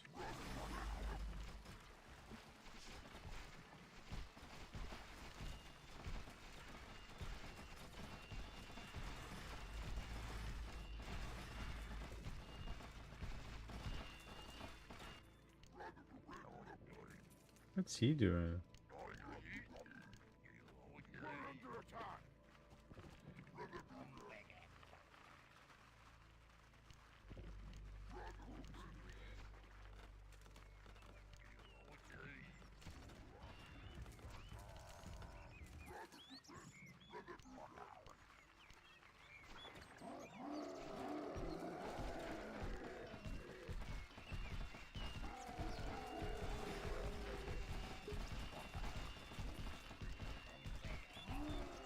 They're starving.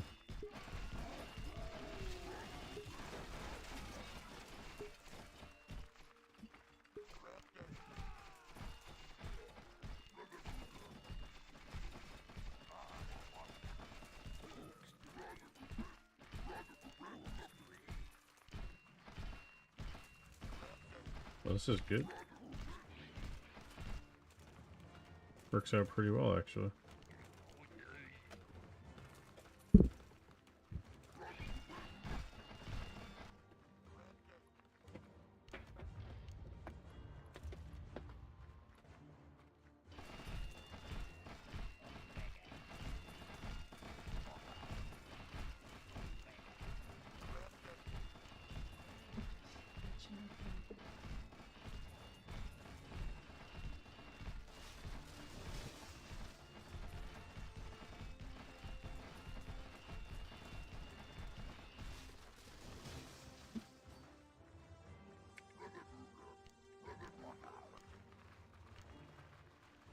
So these, they don't really attack the human farms. What we'll do is we'll send them that way.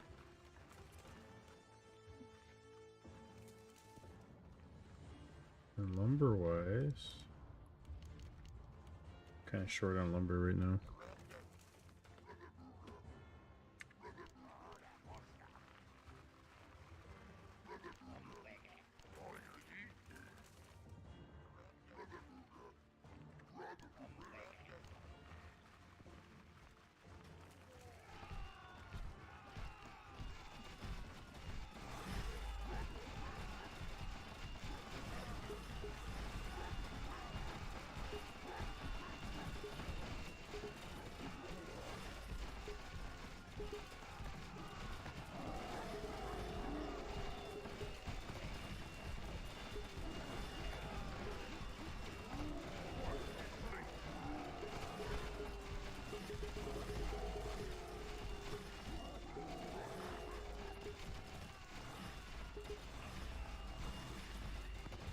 Peter has surrendered.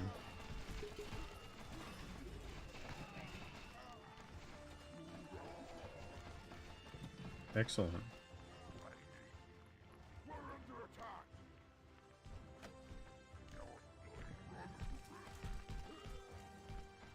I've gone a different approach this way. Yeah, it seems to be a bit better.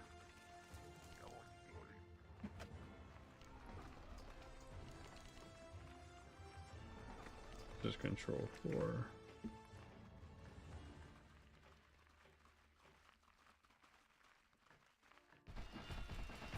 Another gold deposit. We're definitely gonna need more farms here.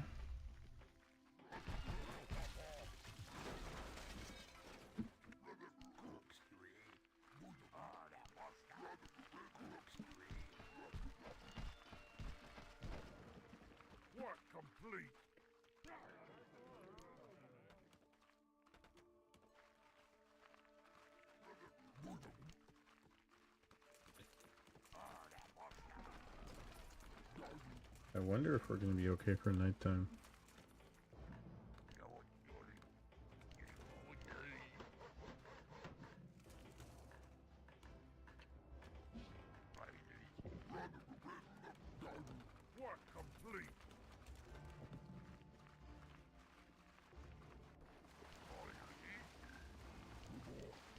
Let's see.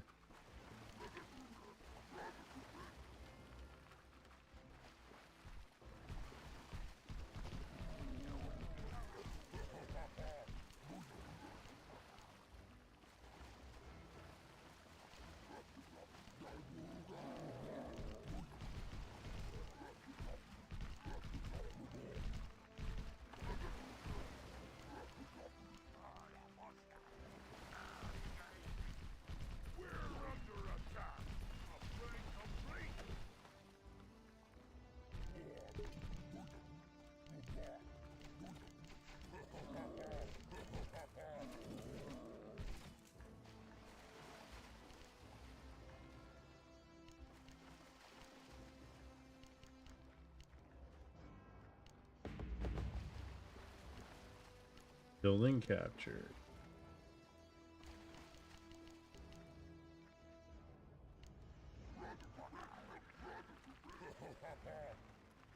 Ooh, gold deposit here too.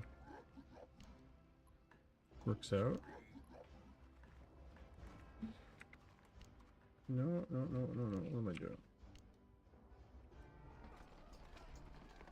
Get a boatload of archers if possible. We need more lumber.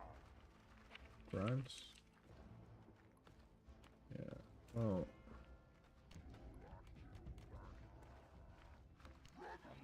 We might need some of these guys to defend. Work complete.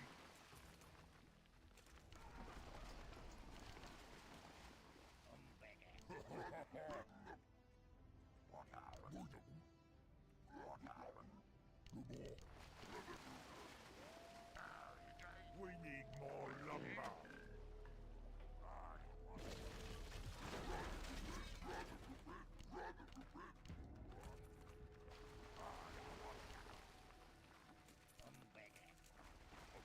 Hamburger.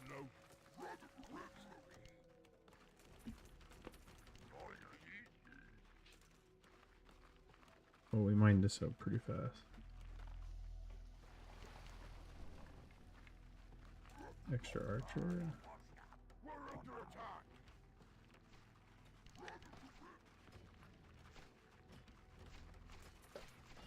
And definitely you have to upgrade your keeps to bastions and stuff so you can put archers on top. Helps with defense against the undead. Work complete.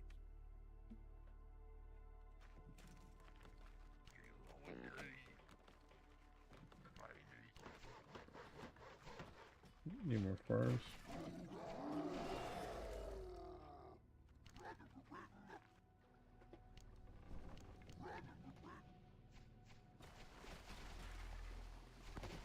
Oh my god, they just explode.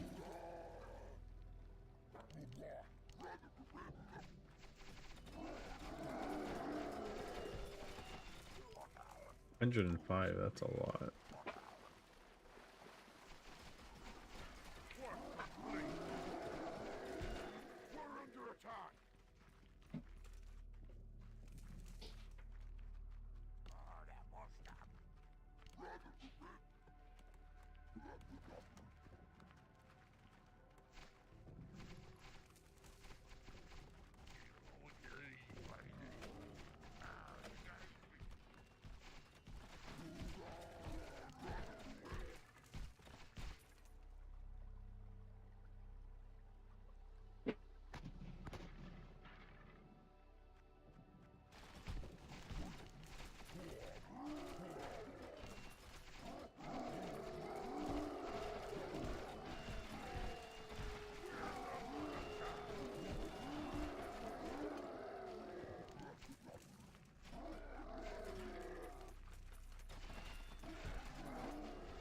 Yeah, we're pretty well defended here. Ooh, except for here.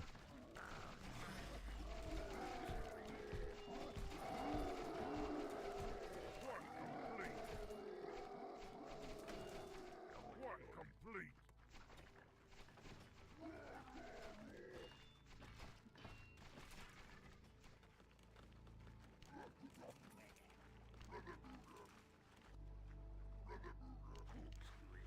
Let's go.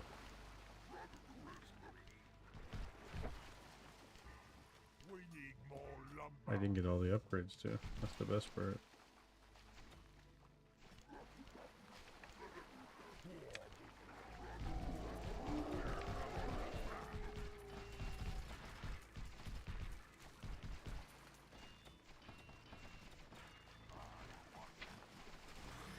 Oh my goodness, that's a lot of them.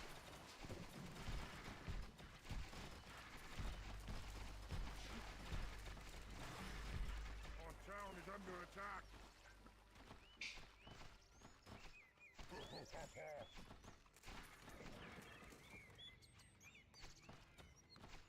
They're fine.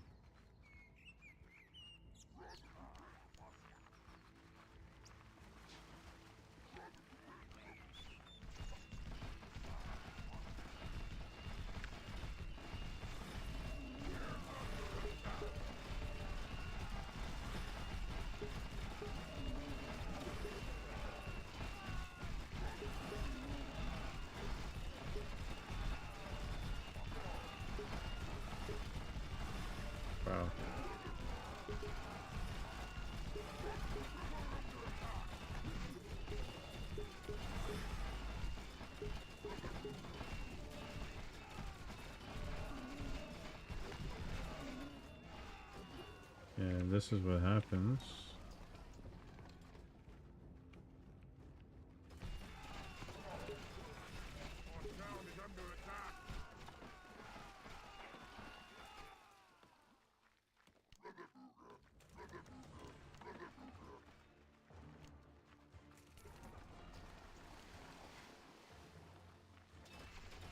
Oh no, what are you doing? They are capturing our tower.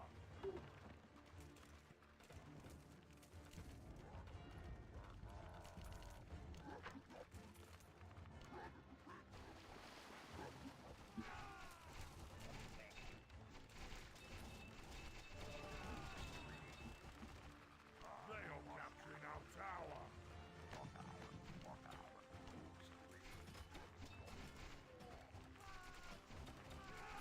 I think archers are OP.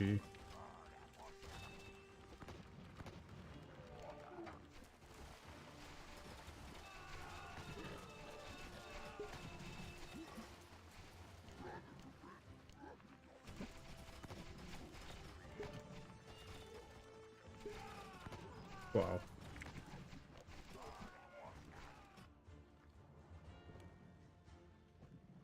We're under attack.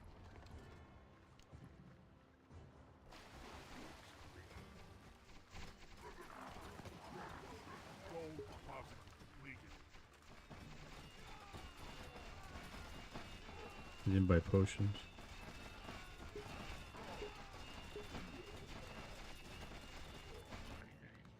Gold deposit depleted. Oh boy. Let's go here, guys. Actually, farm lumber first. Yeah.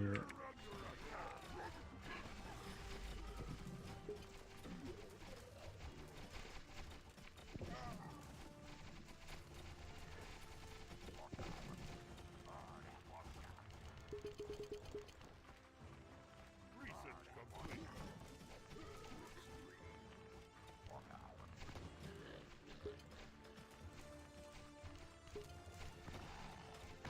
We're under attack. Oh my god.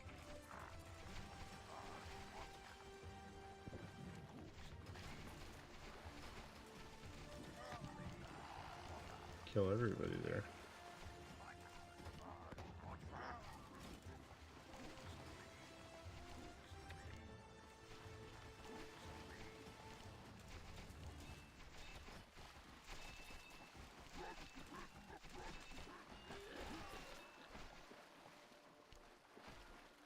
We're under attack.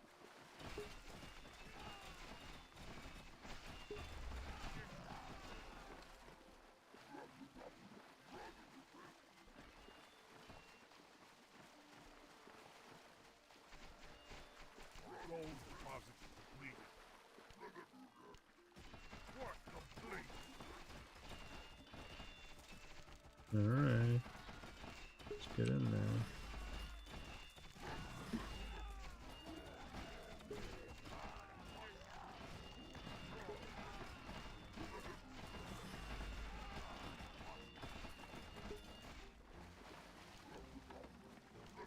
We're under attack.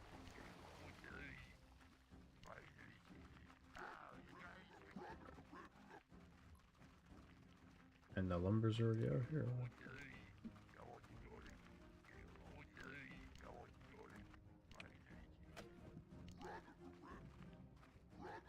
We're under attack. Check that.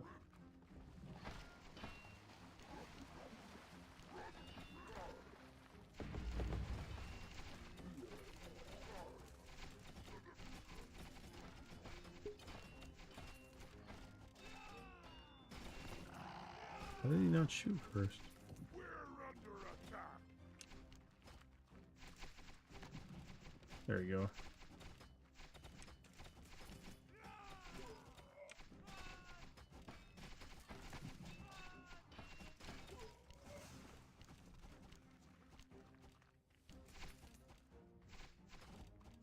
We're under attack. Oh yeah.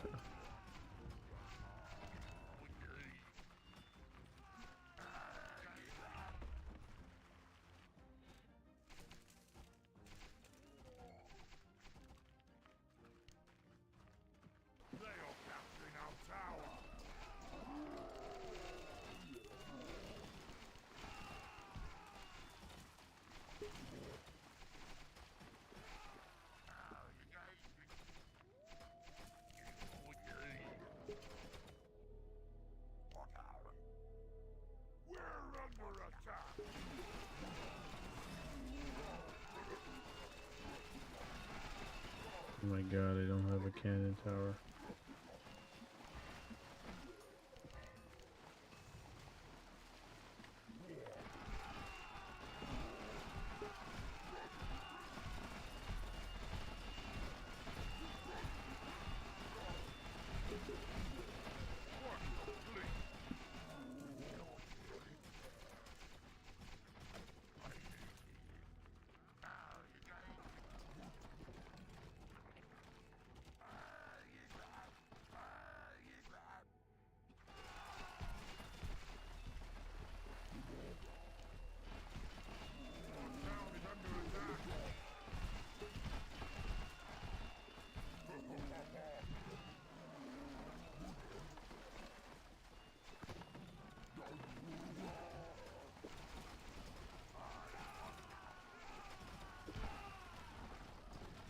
Oh my goodness.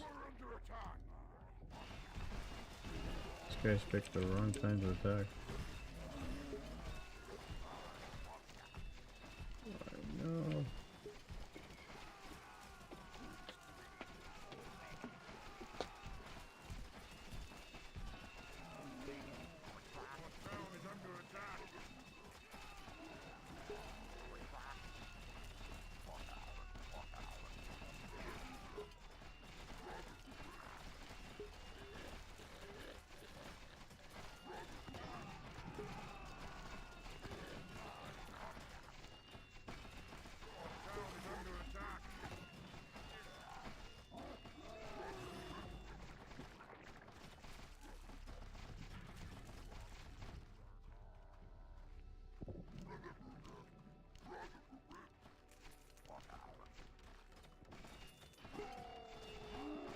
Yeah, you can get the pen footies.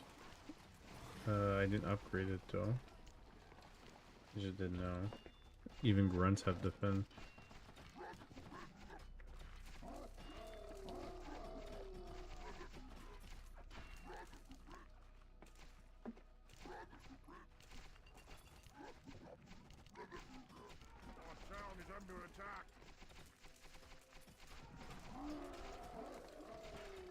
Now really short lumber.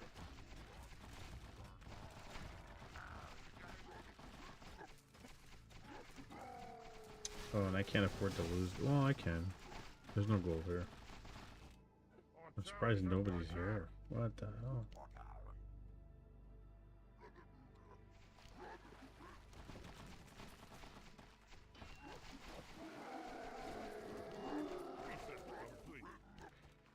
Let's go. See if we can defend it.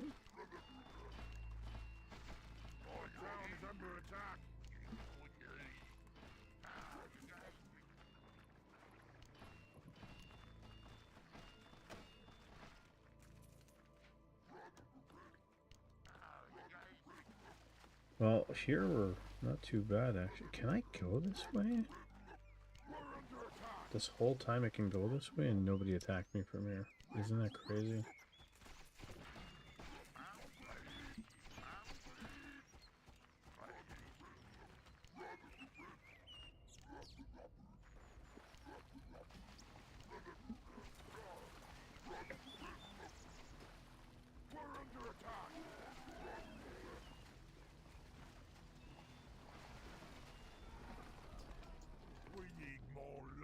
Oh, so short lumber. Oh my goodness. Forget it. Who's left? Does it say? No, it doesn't.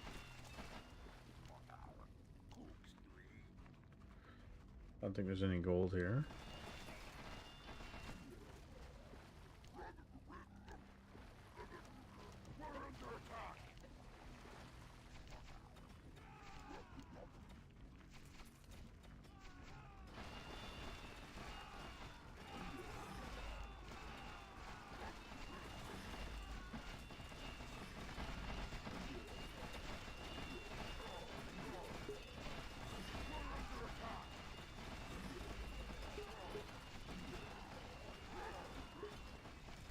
Damn it.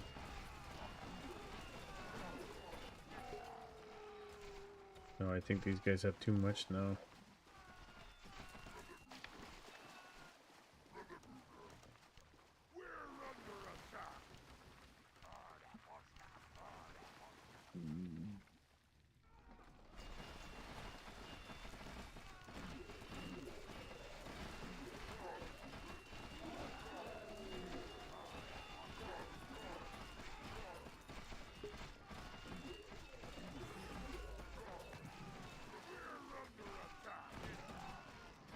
Yeah, we're dead.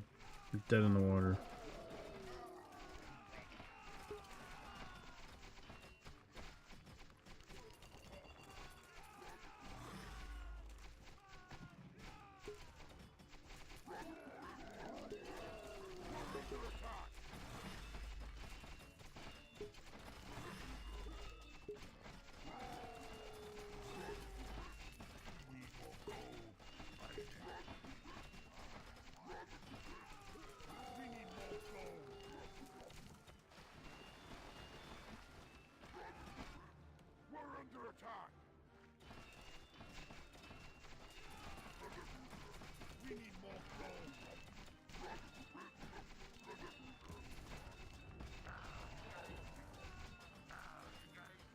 Oh no. He added the change that you have to pay for arrows, they run out.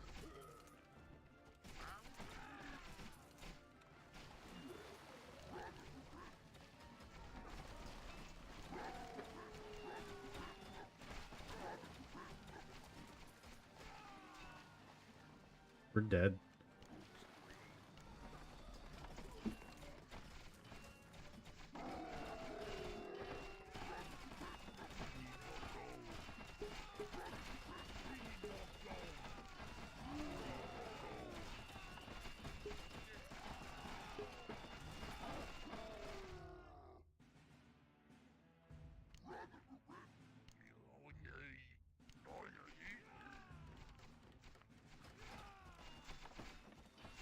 I don't know how much gold's left. But I think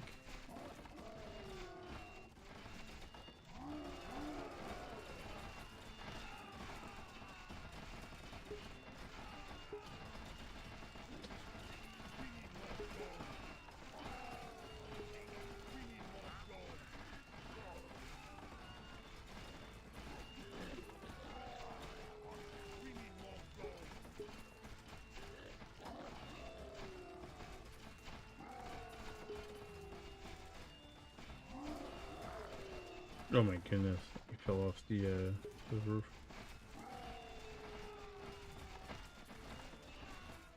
There can't be gold left.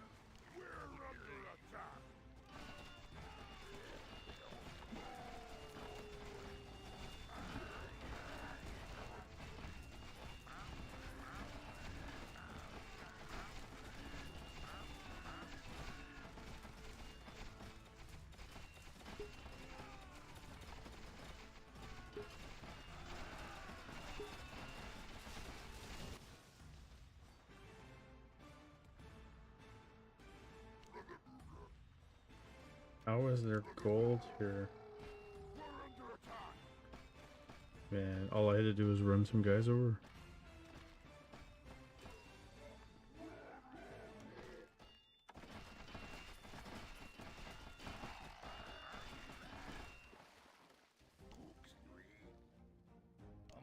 See what he has here.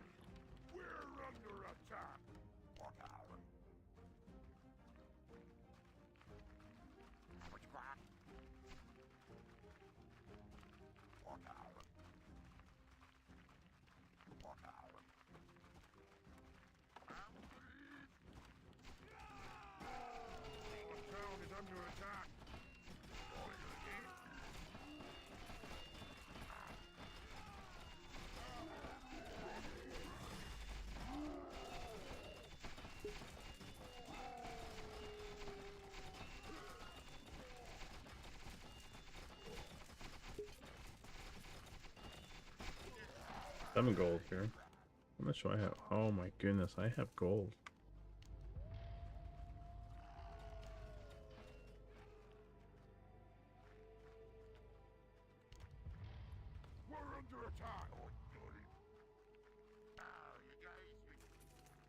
I have gold. Good thing that's what you're supposed to do. Keep some of your gold in your deposit in your main and go mine out elsewhere. But they have lots.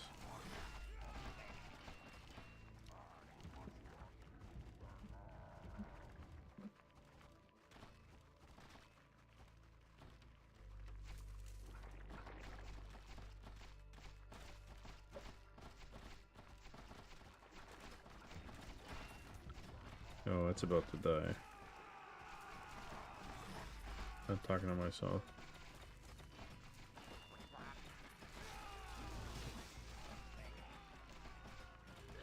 Yeah, they're not gonna survive. They're dead. They're dead. Well, Our town is under attack.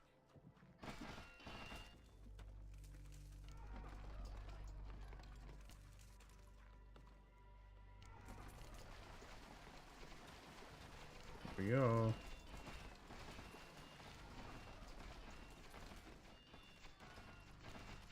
We need more lumber.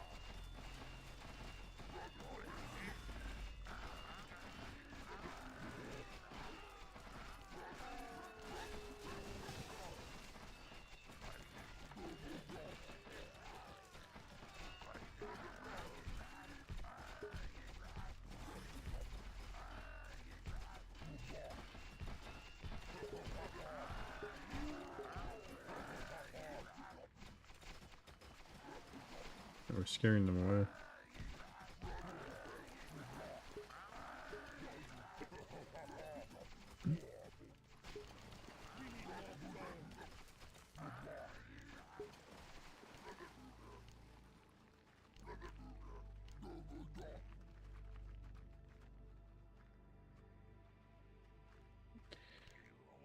How have they not run out of gold yet?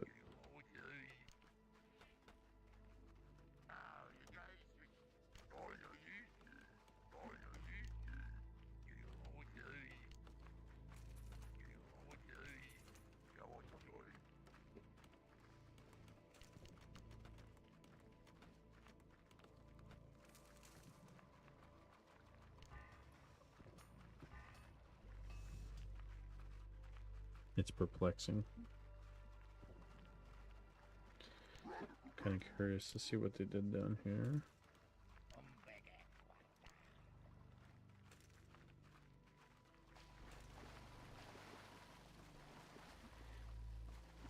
My God, you could run in the water everywhere, basically.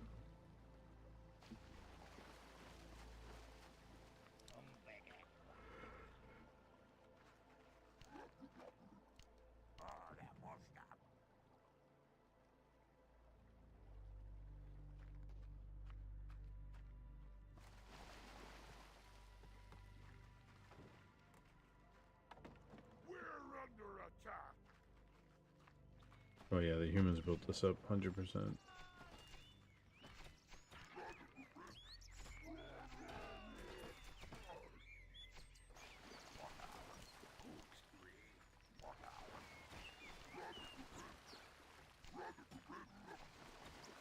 Oh, these guys are starving. Might be able to wait them out.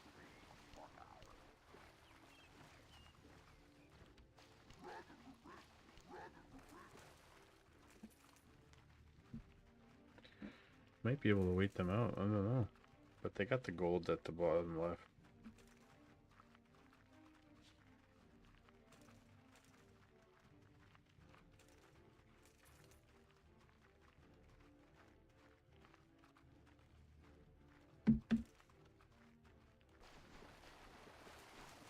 Here they come.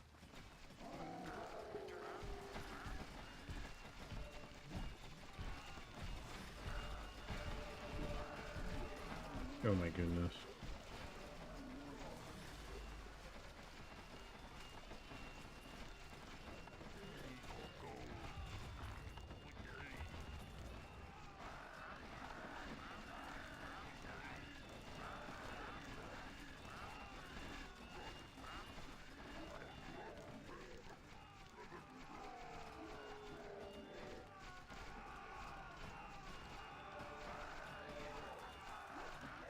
I don't know, running an hour's arrows I think is pretty dumb.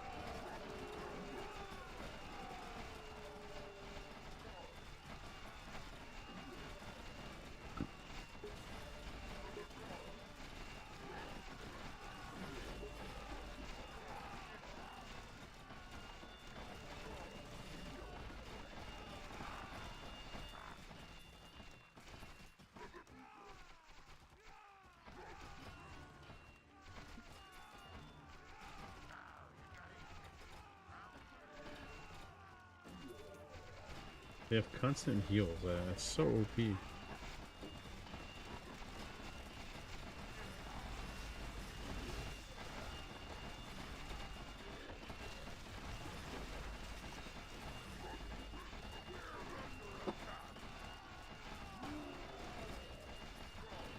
No, horses just ride them over.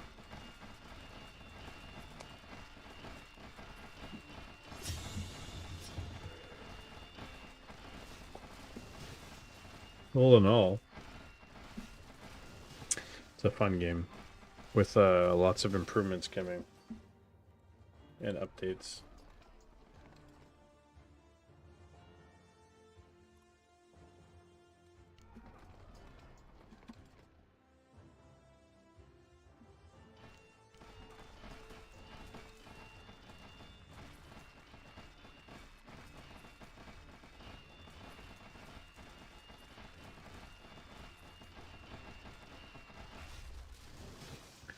Defeated.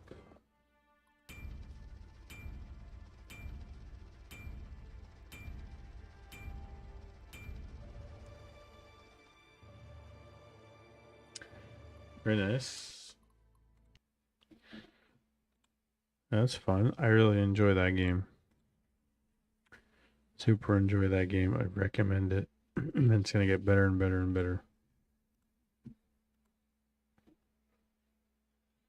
Carson is still streaming. AKM streaming.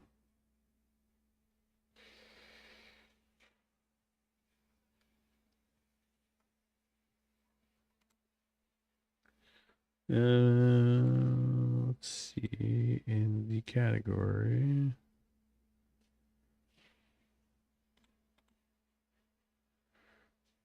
Me. I am the one.